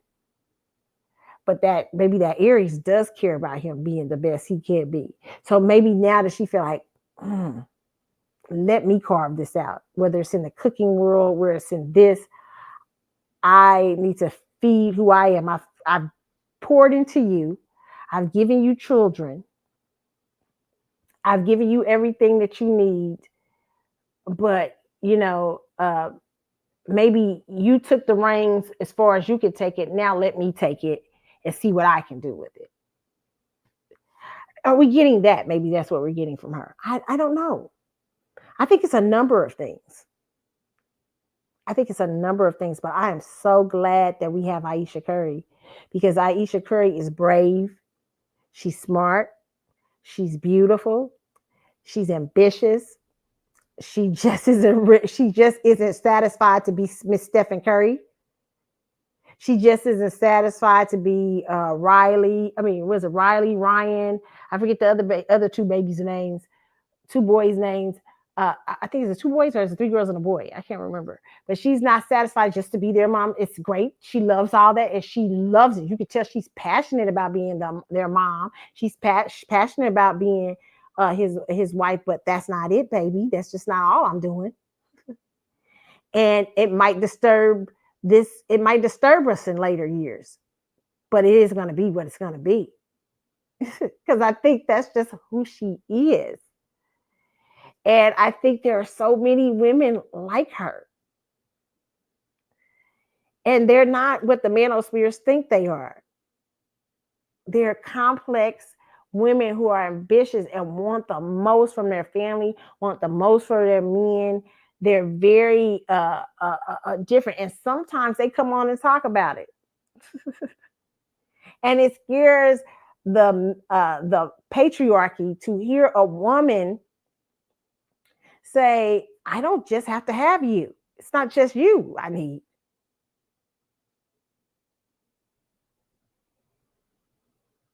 And you shouldn't just have to be. Men don't do that, though. Men don't just have them. Men ain't just women, usually.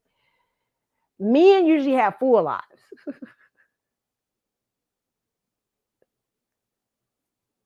Usually.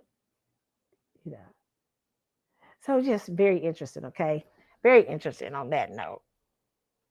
All right, let's get into some more hot topics. Okay, I'm gonna take a quick break, and we're gonna come back, and we're gonna talk about. I hope I helped y'all understood. I hope I think I'll maybe add another. Oh yeah, I'm gonna play this part about this girl saying she should have had a whole phase. Okay, this is from, and I'm gonna play this when we get back. I'm gonna start this part. I'm gonna play this part of. From about Ayesha Curry, more about Ayesha Curry in a minute, and we'll talk about some other things. We'll talk about something I saw the other night, an article they saw about, do people poop in front of their spouses? Listen, I'm going to tell you my thoughts on that. Okay, we'll talk about that and a whole lot more, okay, in a moment, all right? So let me give y'all a little break here. Okay, I'll be back in a moment, y'all.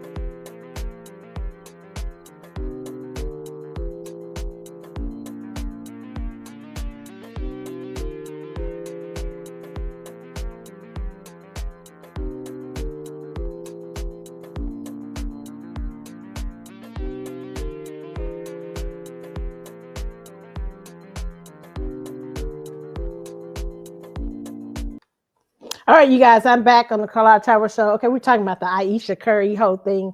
And I hope you guys didn't think I was rambling. There's so much to that Ayesha Curry thing.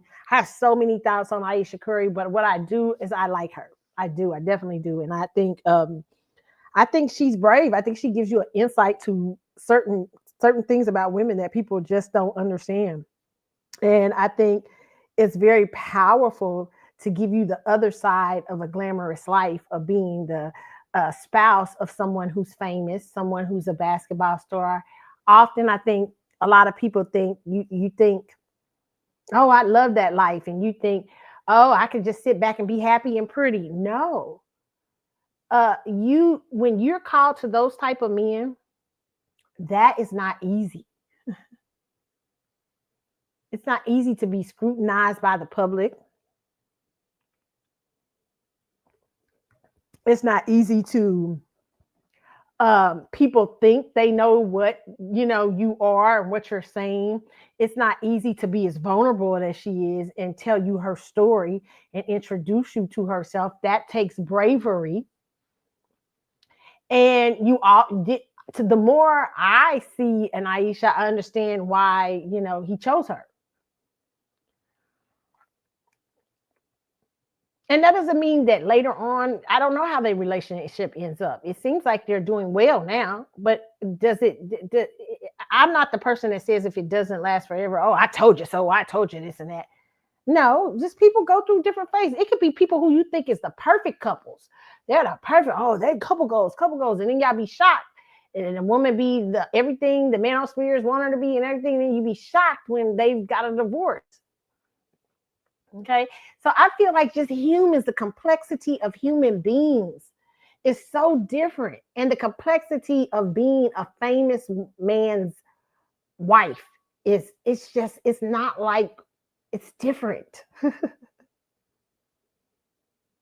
It's very different. And it's something a lot of people just look at the glitz and glamour of it, but you have to take into consideration. To me, this is just even in listening to Ayesha on the thing where she says how it was a whirlwind for her, and then suddenly after her first baby, she stopped and thinking like, whoa, what's going on here? Because she started thinking, what about my goals and dreams and visions and things that I had for myself? And to me, that's the God in you doing that. Not just saying, hey, the God in you is still saying, you still got purpose for me. And it's hard for me to understand that somebody's purpose is not just you. God still has a purpose for your wife. That's why it's always important to understand what their purpose is. Because it might not match yours. Maybe you'll find out later on, you'll marry somebody, and in the whirlwind of marrying a person and getting with them, and then you'll find out like, I love her and everything, and she loves me, but our goals and visions are not matched. We're going in two different directions.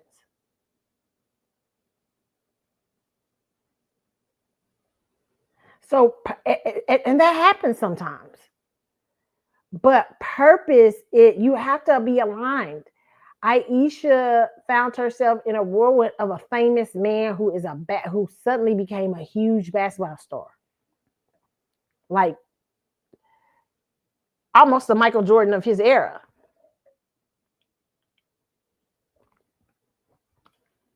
Then suddenly all the lights are on you. You're learning to be a new mom. You have to hide so much of yourself to be on his arm. Sometimes you just a piece of candy. I mean, to everybody else is like, oh, look at his wife. You don't have no personality. You just smiling for the camera. And then they call Steph, you take a picture of Steph, and you're like, oh God, who am I? And a lot of people say, well, you just be happy and raise them kids. No, that's hard.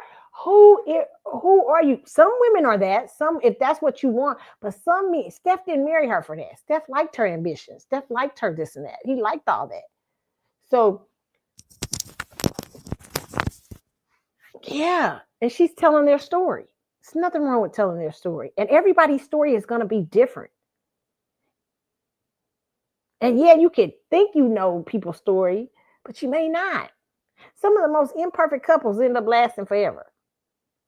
Flawed couples. But I know it is probably tough to be with a guy who's famous.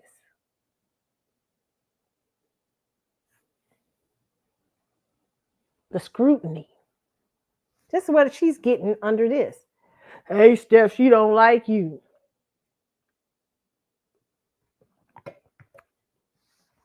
It's hard. It's hard to be vulnerable to the world and try to give your purpose to help other women or to do it. It's hard.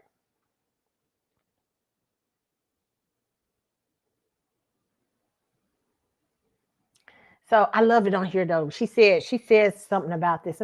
She says, if I can find that, I'm gonna play that before I play this next one. But she says she's gonna keep trying. I forget it was something she said was very good. Hold on, let me just can't even carpool. Okay, wait. You starting at 3, was it because like your mom just saw something in you? Like we the story is, because obviously I have no recollection. We were in a grocery store and a talent agent said, oh, she should be in commercials. And so it started from there and then kept going. And when you started working that young and then kind of became aware of it, like, did you love it? Like, I loved it. Okay. I loved it. Eat, sleep, breathe. Okay, so you come from the strict family, then you get on a plane after graduating high school early. So you're what, 17? Yeah, I was 17. My dad set me up for like a month. I got an apartment, ridiculously expensive. So I was shocked. Had to pick up 3 jobs. I worked at a frozen yogurt shop. I worked at Abercrombie and Fitch and a farmer's market on the weekends to like just to be able to make that happen. Yep. And I feel like when you have the dream of LA and acting or modeling and here that's giving you a piece of her ambition to me. She even talks, this is such a great interview. The fact that y'all only playing pieces of it and trying to judge this girl is crazy. This is such a great interview. Ayesha, this is what is so beautiful about you, that you are so vulnerable, where some other NBA wives who probably might be struggling with that stuff secretly, you give them a place and a platform. I mean, just a place you're being brave. You're just women of famous husbands or something like that. You know what I'm saying? You're being brave and you're talking about your story is probably helping somebody. Being as vulnerable, she gonna catch. Usually, when you vulnerable, you catch all the flack. But it's just, I think she's so beautiful. I not just facial wise. Ayesha's a beautiful girl, but I love her personality. I love the energy. I love that she is. I don't agree with everything she says, but I love that she's vulnerable, and this is a space that a lot of women probably go through and don't talk about. Okay, because some of y'all think just being with a famous guy means just sitting up here being in your sophomore era, but it's not.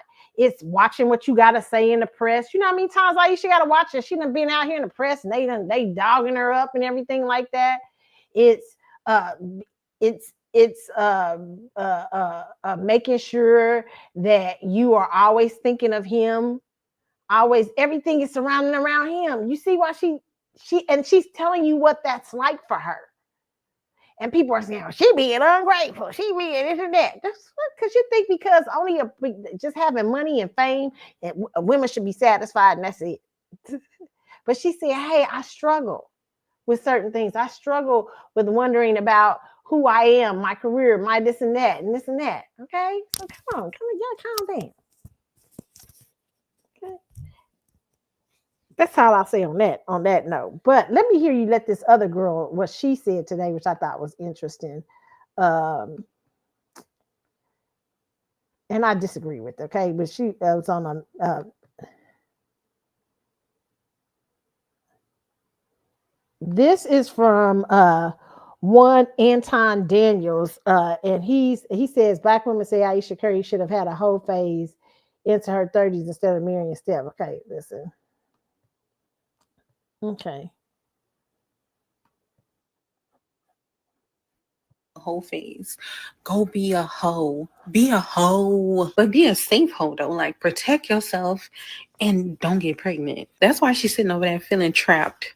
Trapped with Steph Curry. Sometimes you gotta go through some stuff to really appreciate what you have. She probably ain't never been hoed. She probably ain't never been drugged through the mud by a dude. She probably never been. She probably never had a heartbroken time and time and time again. That's why she can't really appreciate what she has, because it's like, I need something edgy. I need something fun. Like this mom stuff.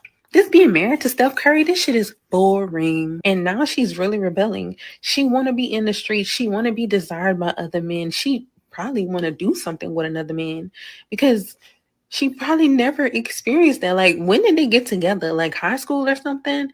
That is not enough time to be out in the world and do stuff and experience stuff. Like, you don't have to experience a whole lot.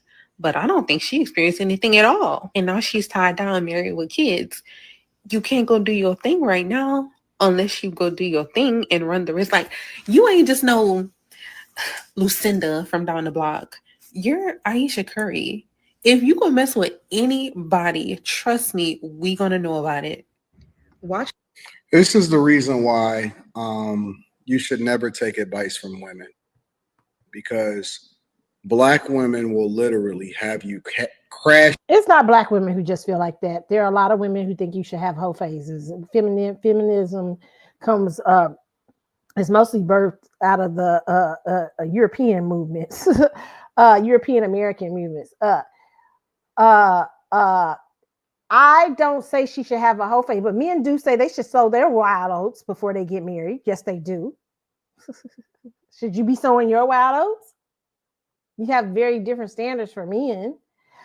Listen, I don't believe that. I don't believe you gotta hoe yourself. I don't think you should be out here hoeing. Like, you gotta be that, go through a hoe phase. I totally disagree with that. I don't think you have to, it's dangerous to be in a hoe phase, okay? And hoe phase is, who wants to go through breaking, getting your heart broke, getting your this and that, getting drugged and all this stuff. What I believe is important, what happens a lot of times in marriages, and what I go back with Ayesha Curry and say, the issue is, it is important for women to know themselves as much as you possibly can. You're not going to be perfect at knowing yourself, but it is important to have know what you are, know who you are, know you're going to evolve, you're going to expand. Your 20-year-old self is not going to be your 45-year-old self.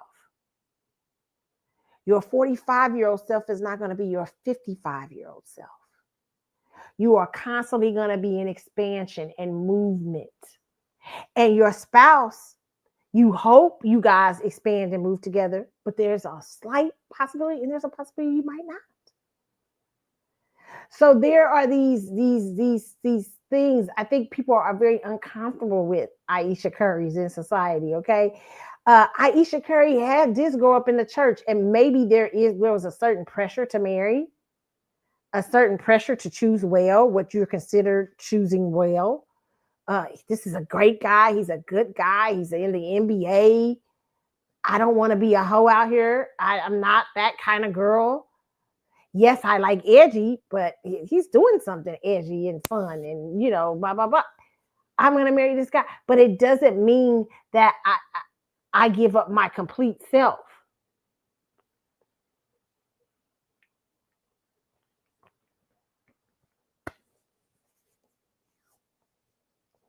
When you marry a woman, you can't just be like, I remember watching this show about this woman who killed her children. And the man, he was so religious, her husband. And she called out for help so many times. She was obviously, I think, postpartum or something, but religion had him so jacked up. Hey, you're at home, you got to take care of the kids. But she really needed some help. She wasn't good at taking care of 3 toddlers. She wasn't mentally sound. And religion just kept him thinking, oh, she perfect. She this and that. She did. And he really, even I think even after it happened, he still was trying to basically make her a housewife. It was weird. It was one of the weirdest shows so it was supposed to be based on a true story I ever seen. And the thing is that he didn't understand her calls for help early on. Like, this is too much. I've had 3 kids under the age of 4 in the course of 3 years or something like that. That could be a lot on certain women.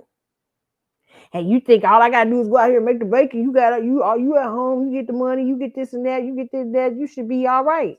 No, that means you don't know. You have to get to know a woman. What's your ambition? What do you want to do in life? Who do you want to be? Does that work with me? How can I help her to achieve? Because it's not just about her having babies and continuing legacy and stuff like that. Because some people may not have children. So the legacy might be a business, your business, or how you do this or how you do that or whatever. But it's important for men to understand a woman's purpose. And a woman's purpose ain't just to be at your side and look pretty all the time. God sometimes has great things planned for women.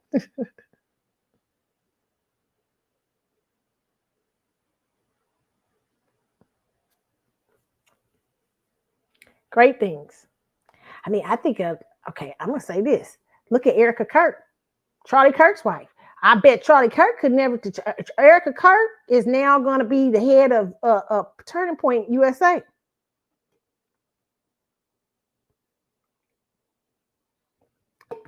Just the other day, she was a little old housewife with Christian values. Jesus saves. Jesus loves you, and I am for being at home with the children. No, Erica Kirk was never about that life. If you read Erica Kirk's background, 17 years old, over in Romania and stuff like that, with already a charity helping with adoption agencies and stuff, got kicked out of Romania allegedly because they thought something shady was going on with it and everything. She was 17. Listen, there's nothing about Erica Kirk that was soft. She's a Scorpio too, okay? There's a lot of masculine energy there. Listen, when you see Sierra, that's Scorpio energy. I'm just trying to tell you. Beyonce Scorpio moon is not soft. Okay. So Erica Kirk suddenly is not, she's not that. Y'all think she is. A lot of y'all attracted the ones that say, look, Erica Kirk is just a woman of God. She's gonna be like, I heard this man saying the other day, this one of these other racist guys that be out here talking about, I forget his name. Nick Fuentes or something. He was talking about, why does she just want to be home with the kids? Why is she something? She's more of a feminist. Well, because it's I laugh because it reminds me of Handmaid's Tale and the Weatherford wife. I forget her name. The Weatherford wife. She was a feminist, but she was talking about Christian values and stuff like that. And a lot of women who weren't Christian, who weren't feminists, believed in this particular woman. But she was very much feminist. She was very much a powerful woman. That's what I see Erica Kirk as. A lot of women who will probably be Charlie Kirk's wife, who will probably be like, Jesus saves and Jesus loves it, and Jesus and I love Jesus too. Don't get me wrong, but I'm just talking about how these certain Southern women and Southern people believe. And you, when you're a woman of God, you're supposed to be at home with your children, and you're supposed to love. Marriage is a good thing. All these things, these home values. But now suddenly, Erica Kirk finds herself single with 2 children, and she is now taking the mantle as head at the Turning Point USA. She was always a powerful woman, okay, and I think she's still one, okay, even if whether I like her or not, I like her belief system or not. But I think that she probably was the power a little bit behind Charlie that you didn't see. So I say that because women, what you think you're seeing, you're not seeing. When you think somebody has values and this and that, then suddenly, these certain type of values, that's not always what they're a lot more than just somebody's wife. Okay. And no, you don't have to have a whole phase. You just need to know who you are as a woman. Know what a lot of times most people don't when they get married. And marriages are often shaken because people haven't really learned who they are, and something may come along to shake them out of these illusions and stuff like that of what they thought they were and what they thought. So humans are very complex, and that's why I say we're always changing. Okay, so yeah, but no, you don't have to have a whole phase. I don't believe that at all.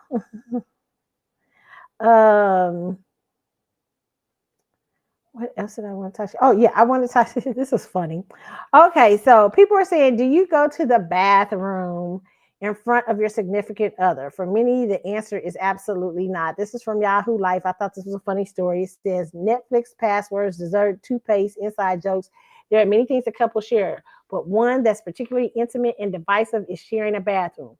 More specifically, whether or not you use the toilet in front of each other. For some couples, hell would freeze over before they ever let their partner see them pee or worse, poop, with some calling it a romance killer. For others, it's no big deal, saying their spouse is seeing everything anyway, so witnessing some toilet time doesn't really matter. Okay, let me tell you my thoughts on this, okay? I'm going to be honest with you. You see a lot. People here see you do a lot, when you're married. People, maybe they see a fork, they may hear a fork, or all kinds of things. But one thing I do not believe in, my bathroom time is my bathroom time. I don't want to see your bathroom time. I might smell it every now and then, but I don't want to, and you might smell but I do not want to. I like to leave some sense. I'm still very, well, I'm a Scorpio. I have a lot of masculine energy. I have a lot of feminine energy too. I want to leave some mystery about me. I don't want you to see my poop. I don't want you to be like, I know couples who they can stand in there while the other person is pooping. No, you cannot stand in the room while I'm pooping. I would be very uncomfortable. I don't even like you staying in the room when I'm peeing.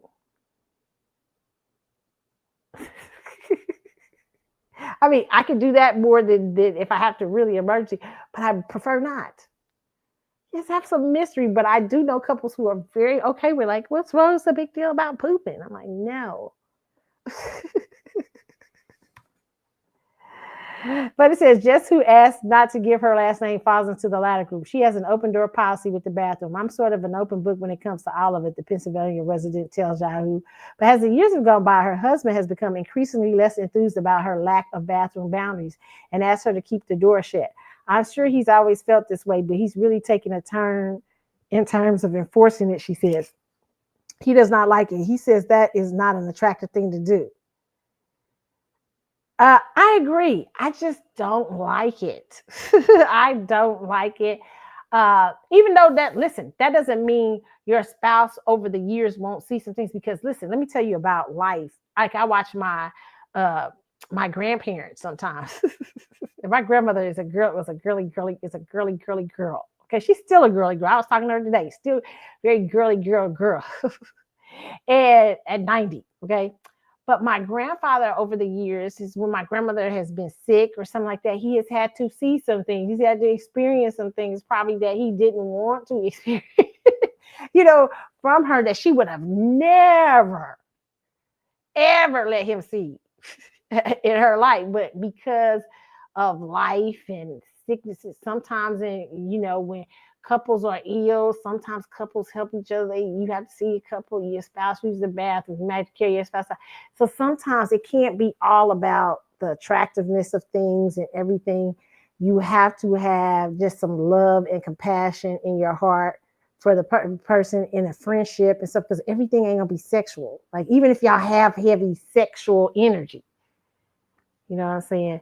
But what happens if that spouse gets sick, or if that spouse this and that? You know what I'm saying? You have to help them through things that you normally wouldn't be exposed to. But I just say, just having to do that with it, just doing that, like, you know what I'm saying, just using the bathroom in front of you and you walking in and out the room. No, that's not happening. Okay, yeah, I don't like that. No. There's one woman that says, Catherine, who asked not to use her last name, started dating her husband when she was 19, and they've been married 21 years. But going to the bathroom in front of him is a boundary she won't cross. Absolutely not, she tells Yahoo. I don't even pee in front of him. We've never had a conversation about it, but it's always been that way. I agree. I just don't think we would just, I mean, but I understand, like, even when you're in the dating phase, oh my God.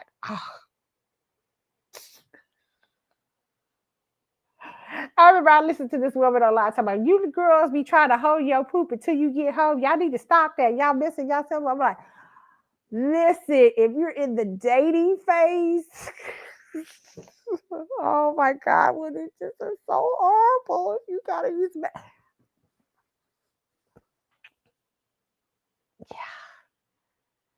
I mean, you eventually have to do it. You eventually have to get used to each other, but oh my gosh. You do be sometimes one may taste a sense of mystery. So yeah, I get it. Okay, I get it. Definitely.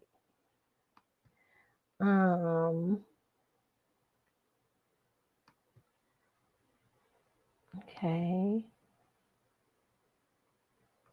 Trying to see what else is the other story I had for you guys. We talked about Taylor Swift.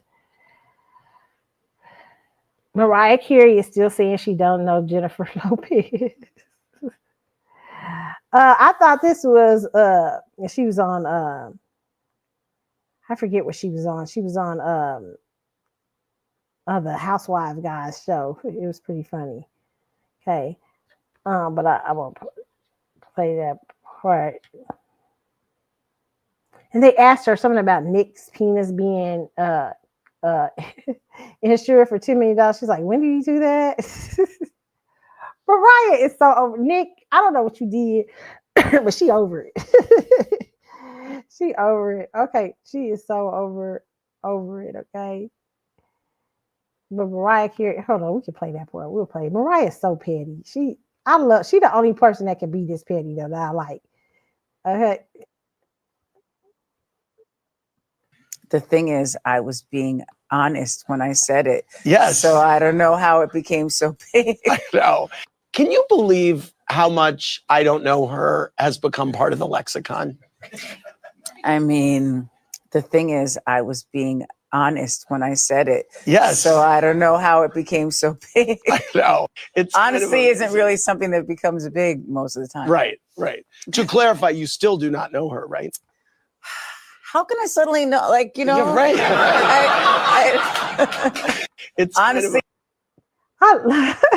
Listen, let me tell you something about Mariah Carey. Why Mariah Carey is one of my favorite celebrities. Okay, I love her because she is so princess-like. I mean, like, and childish at the same time, like a kid at the same time. Very like, dearly, darling. Like, well, I don't know. Like, everything is like. She is so dramatic. She's so dramatic. Even she was talking about the other day when she was on American Idol with Nicki Minaj. She was shady then. I said, she's so shady. Listen, there is no better shade thrower in the game besides the other person was Aretha Franklin and Whitney probably back in the day. But Aretha master shade though. Nobody's like Aretha throwing shade. But Mariah is right there. Mariah is petty. Mariah is like. Like they're asking her about Nick with the $10 million, he's like, when did he do it? Like I don't even want to talk about that.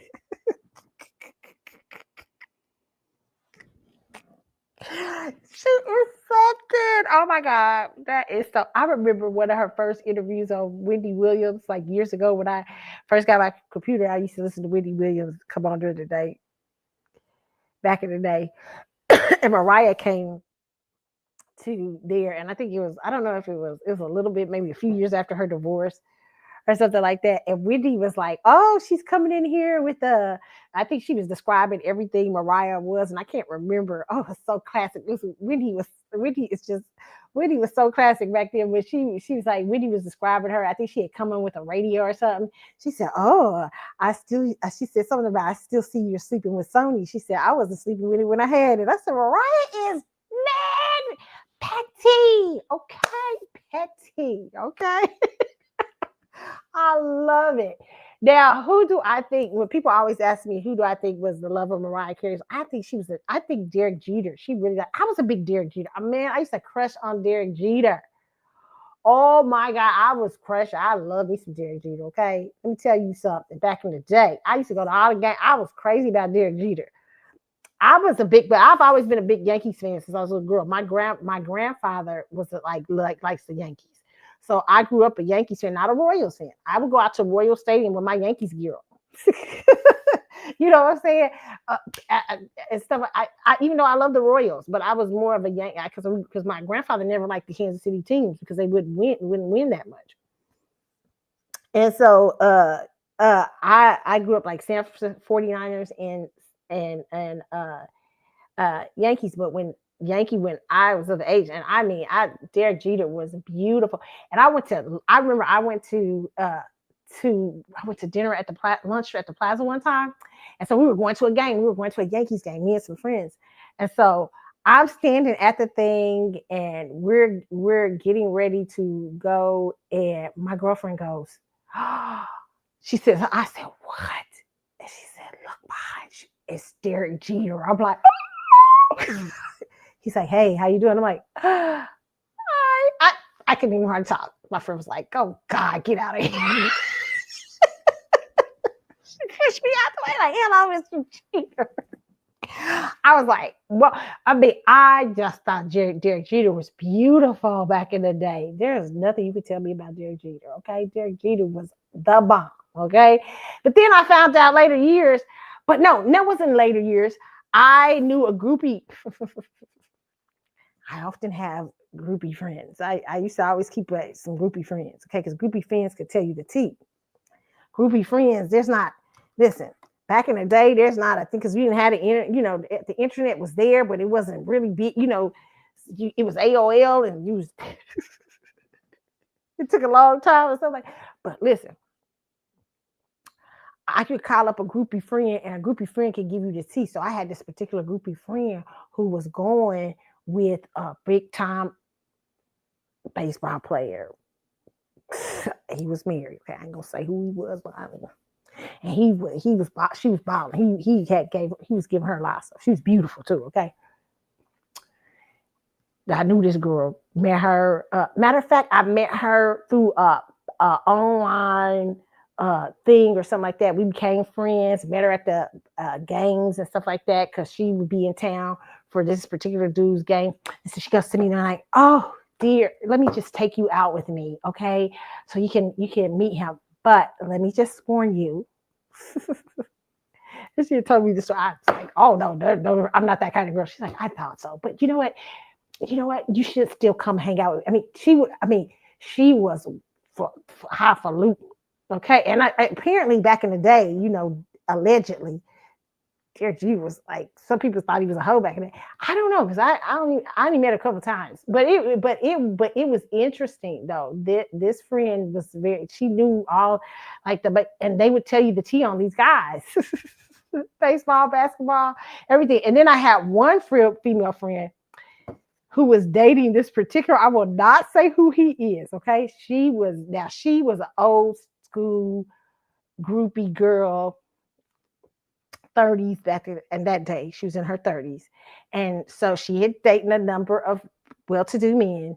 And now she was dating this big time, if I said his name, well, I felt like she was his partner, like his date for the evening.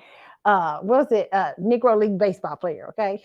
And I was reading a book at the time about Negro League baseball players.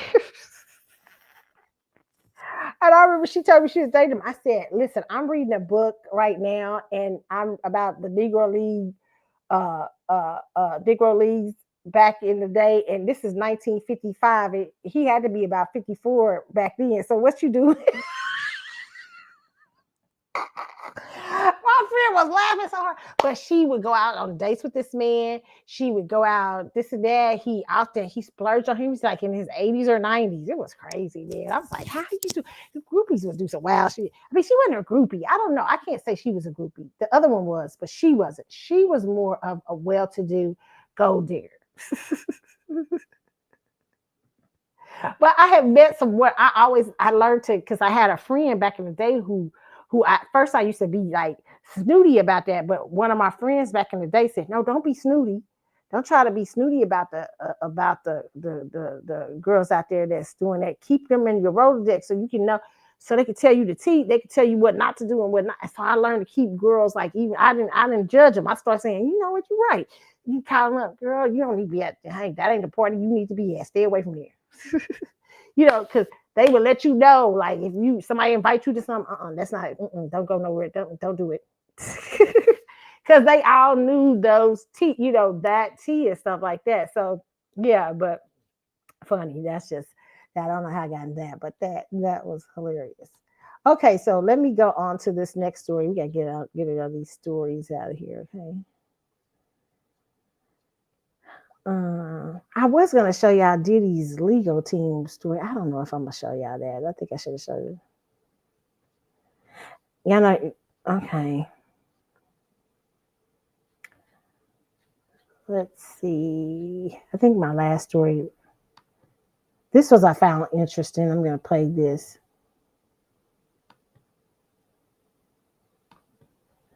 About why modern grandmas not stepping up to help new mothers. Okay.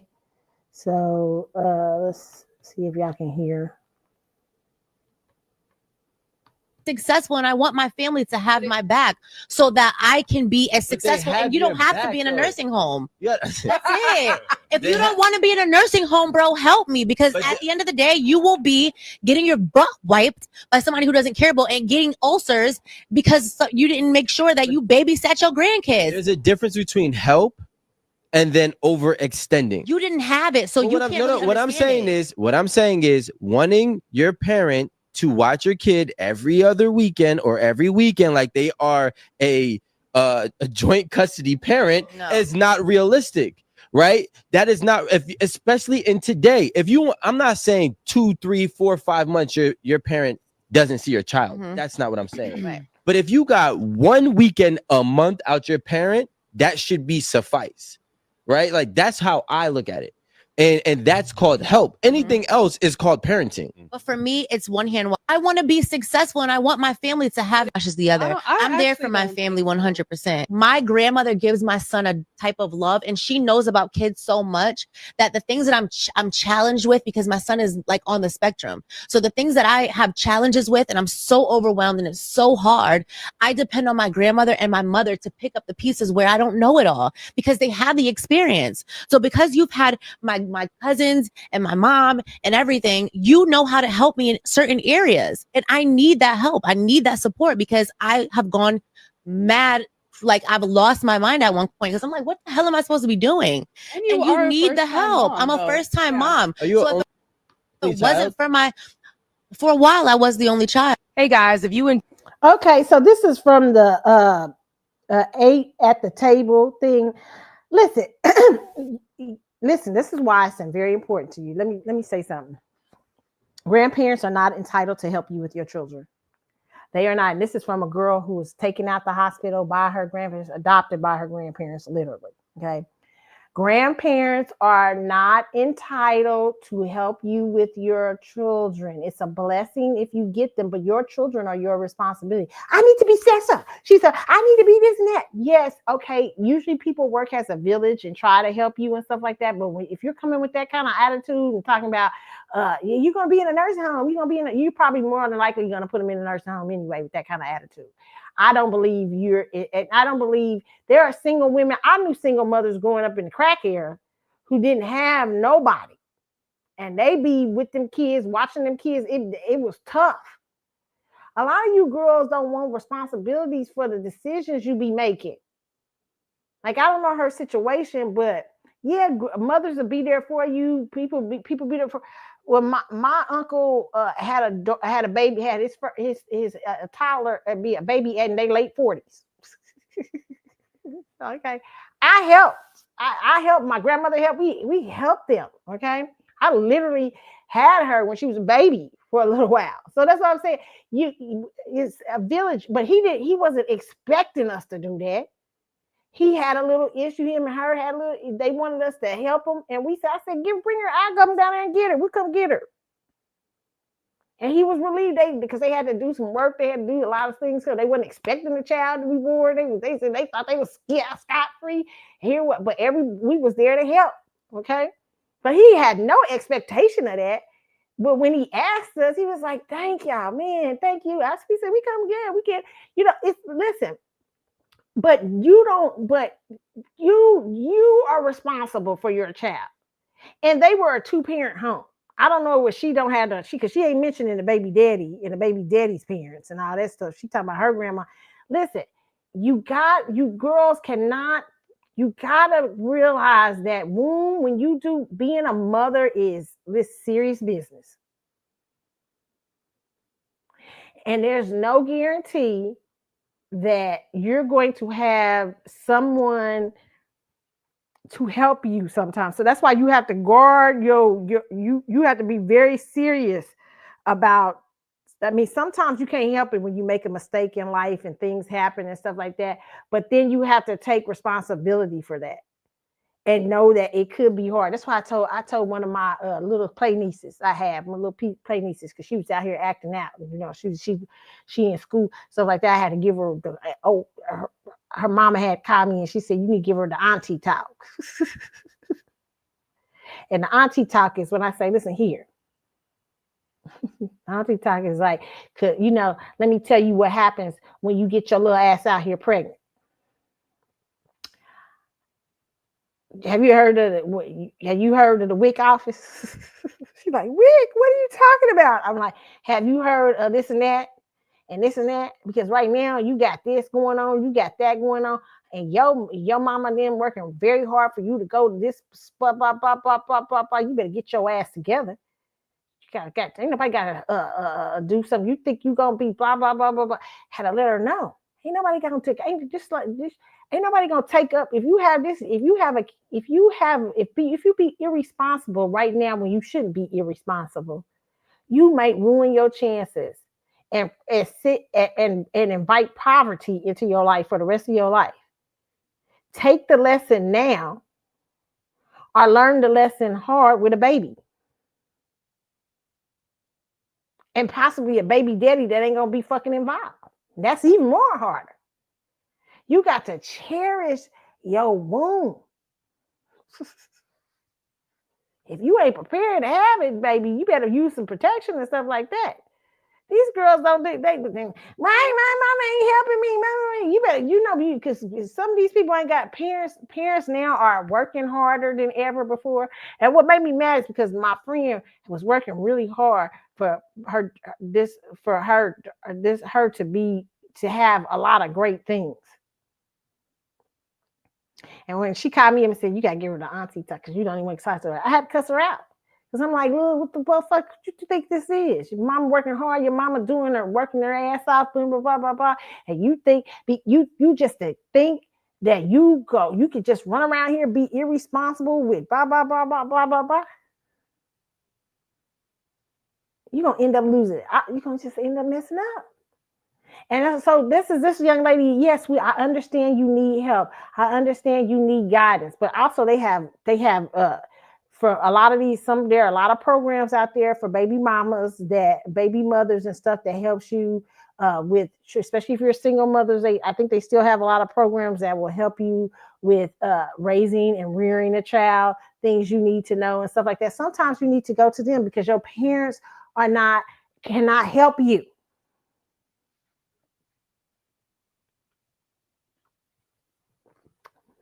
And they don't have to. It's a blessing when you have a grandparent that'll help you, but they don't have to. So, and it gives you a lot of these young ladies and young men out here, you think that you can be irresponsible and that when responsibility comes to sit on your, at you, then you think you can just hand it off to your parents. That's crazy. Okay, I will tell you this. When my grandmother was a tough. I always tell people this.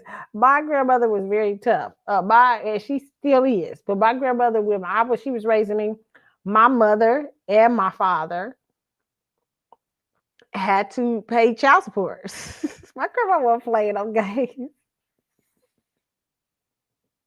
My grandma a trip. She like, what's up?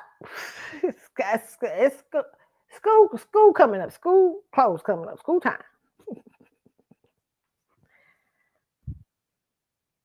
This coming. I do the heavy work. Can I get you to do this? Just all I need you to do is buy some jeans.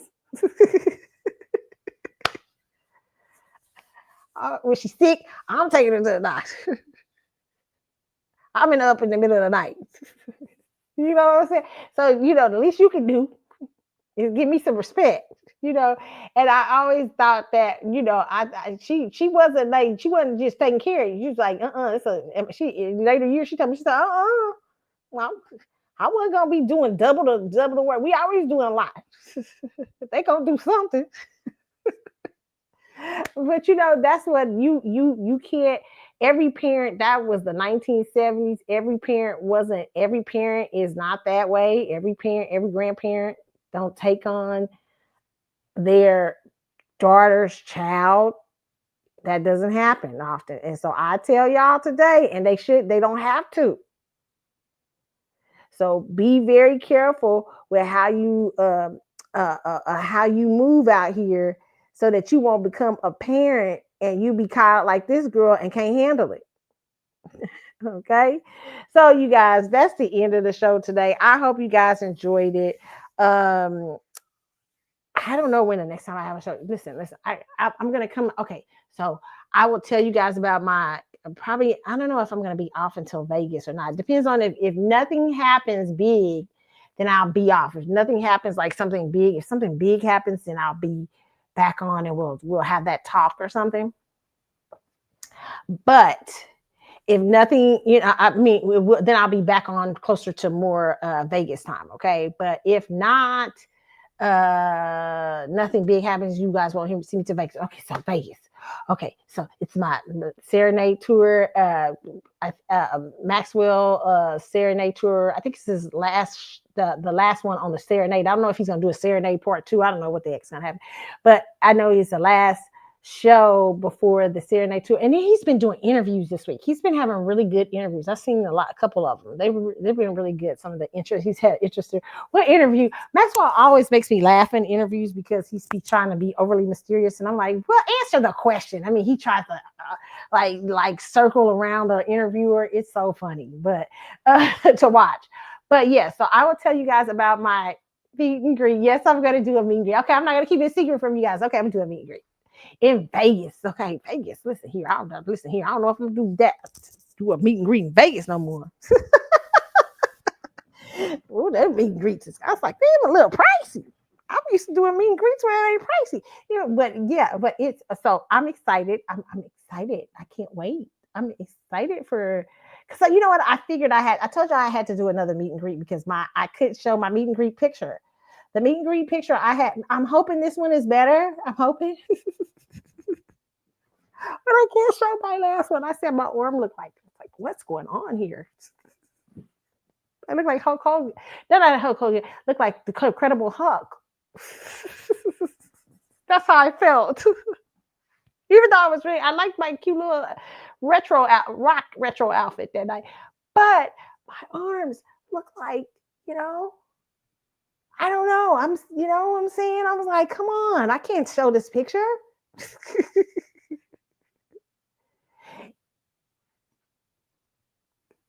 No. And then I did show one of my friends, and she's like, "Who is that? Maxwell? Is that Shaq-G?" No, I'm just kidding. He looked like Shaq-G to me on the picture. No, he was cute though. I just gotta take I need another meet and greet. Okay. I had to do this. I'm doing this meet and greet for my friends for your Christmas gifts so that you will have a picture that is decent for your cups and your posters. My friends are like, oh, hell no. No more posters, no more cups, bitch. Okay, no more posters or no more cups. Maybe plates this time. Like a plate, like a commemorative plate with B and Max on it. You like I think that maybe that's it. Maybe I could get it in a plate. Like you guys could, you have a plate. Oh God, they're be like, bitch, no. Do not come up here with no plate. Do not come in here. I can hear my friend Randy going, do not come up in here with no plate. Okay? Do not. I think that's a good idea. I really like the commemorative plate idea for all of you. Very special. I sent it to my friend in New Jersey, a picture. She was like, "Oh, he's so fun." She loved it. Okay, listen, I think I'm gonna do the commemorative plate next. That way, you all have a plate for a memory. You just won't have cups. You'll have plates. You put the plate up in your china cabinet or something. You're like, this bitch is delusional. No, this is not my first time. This bitch is delusional. She's not well.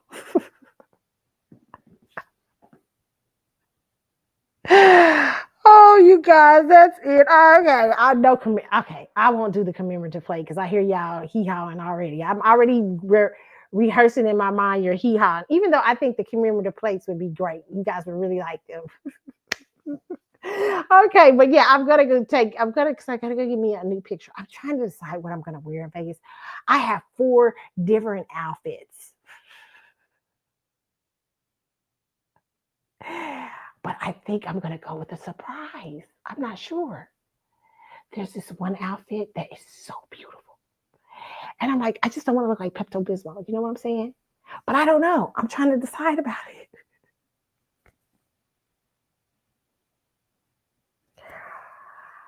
Here's why. It's Scorpio season. And in Scorpio season, you would traditionally, for me, black. But I'm thinking about another color. I'm not sure. I'm not going to say what, I don't know. I'm thinking about, to go out the Scorpio layer and do something different. But I don't know. It just depends. Okay. But whatever it's going to be, I'm hoping this will be sexy. It's going to be sexy because it's Scorpio season. I got to be sexy because it's Scorpio. It's Vegas. It's Scorpio season. Was it Scorpio season last time in Vegas? Was it Scorpio season? Yeah, it was. I think it was. Was it Scorpio season? It was, but I didn't do it. It was Scorpio season, but let me tell you, baby, I'm sexy. Okay, sexy for Scorpio. I think this time I want to go sexy. Okay, I really do. For Scorpio season, it's Scorpio season. I have to be sexy. And it's a week before. Is it a week before my birthday? It is a week before my 24th birthday in spirit. Okay, so yeah, it's going to be exciting. So I will probably come back on and talk to you guys about that. All right. So you guys, this is it. I'm off and I will see you guys probably closer. I don't know if something comes up, we'll talk about it. Okay. Remember, you can hit me up on the Carlotta Chat With Facebook page. You can hit me up also on C Chat With Show and Carlotta72, both on X. You can also hit me up on Instagram at Carly's with an S _Galaxy. And TikTok, Keisha Carlotta. Okay. I am out. Y'all have a good one. Okay. See y'all. Leave y'all with some into space. Okay. See y'all.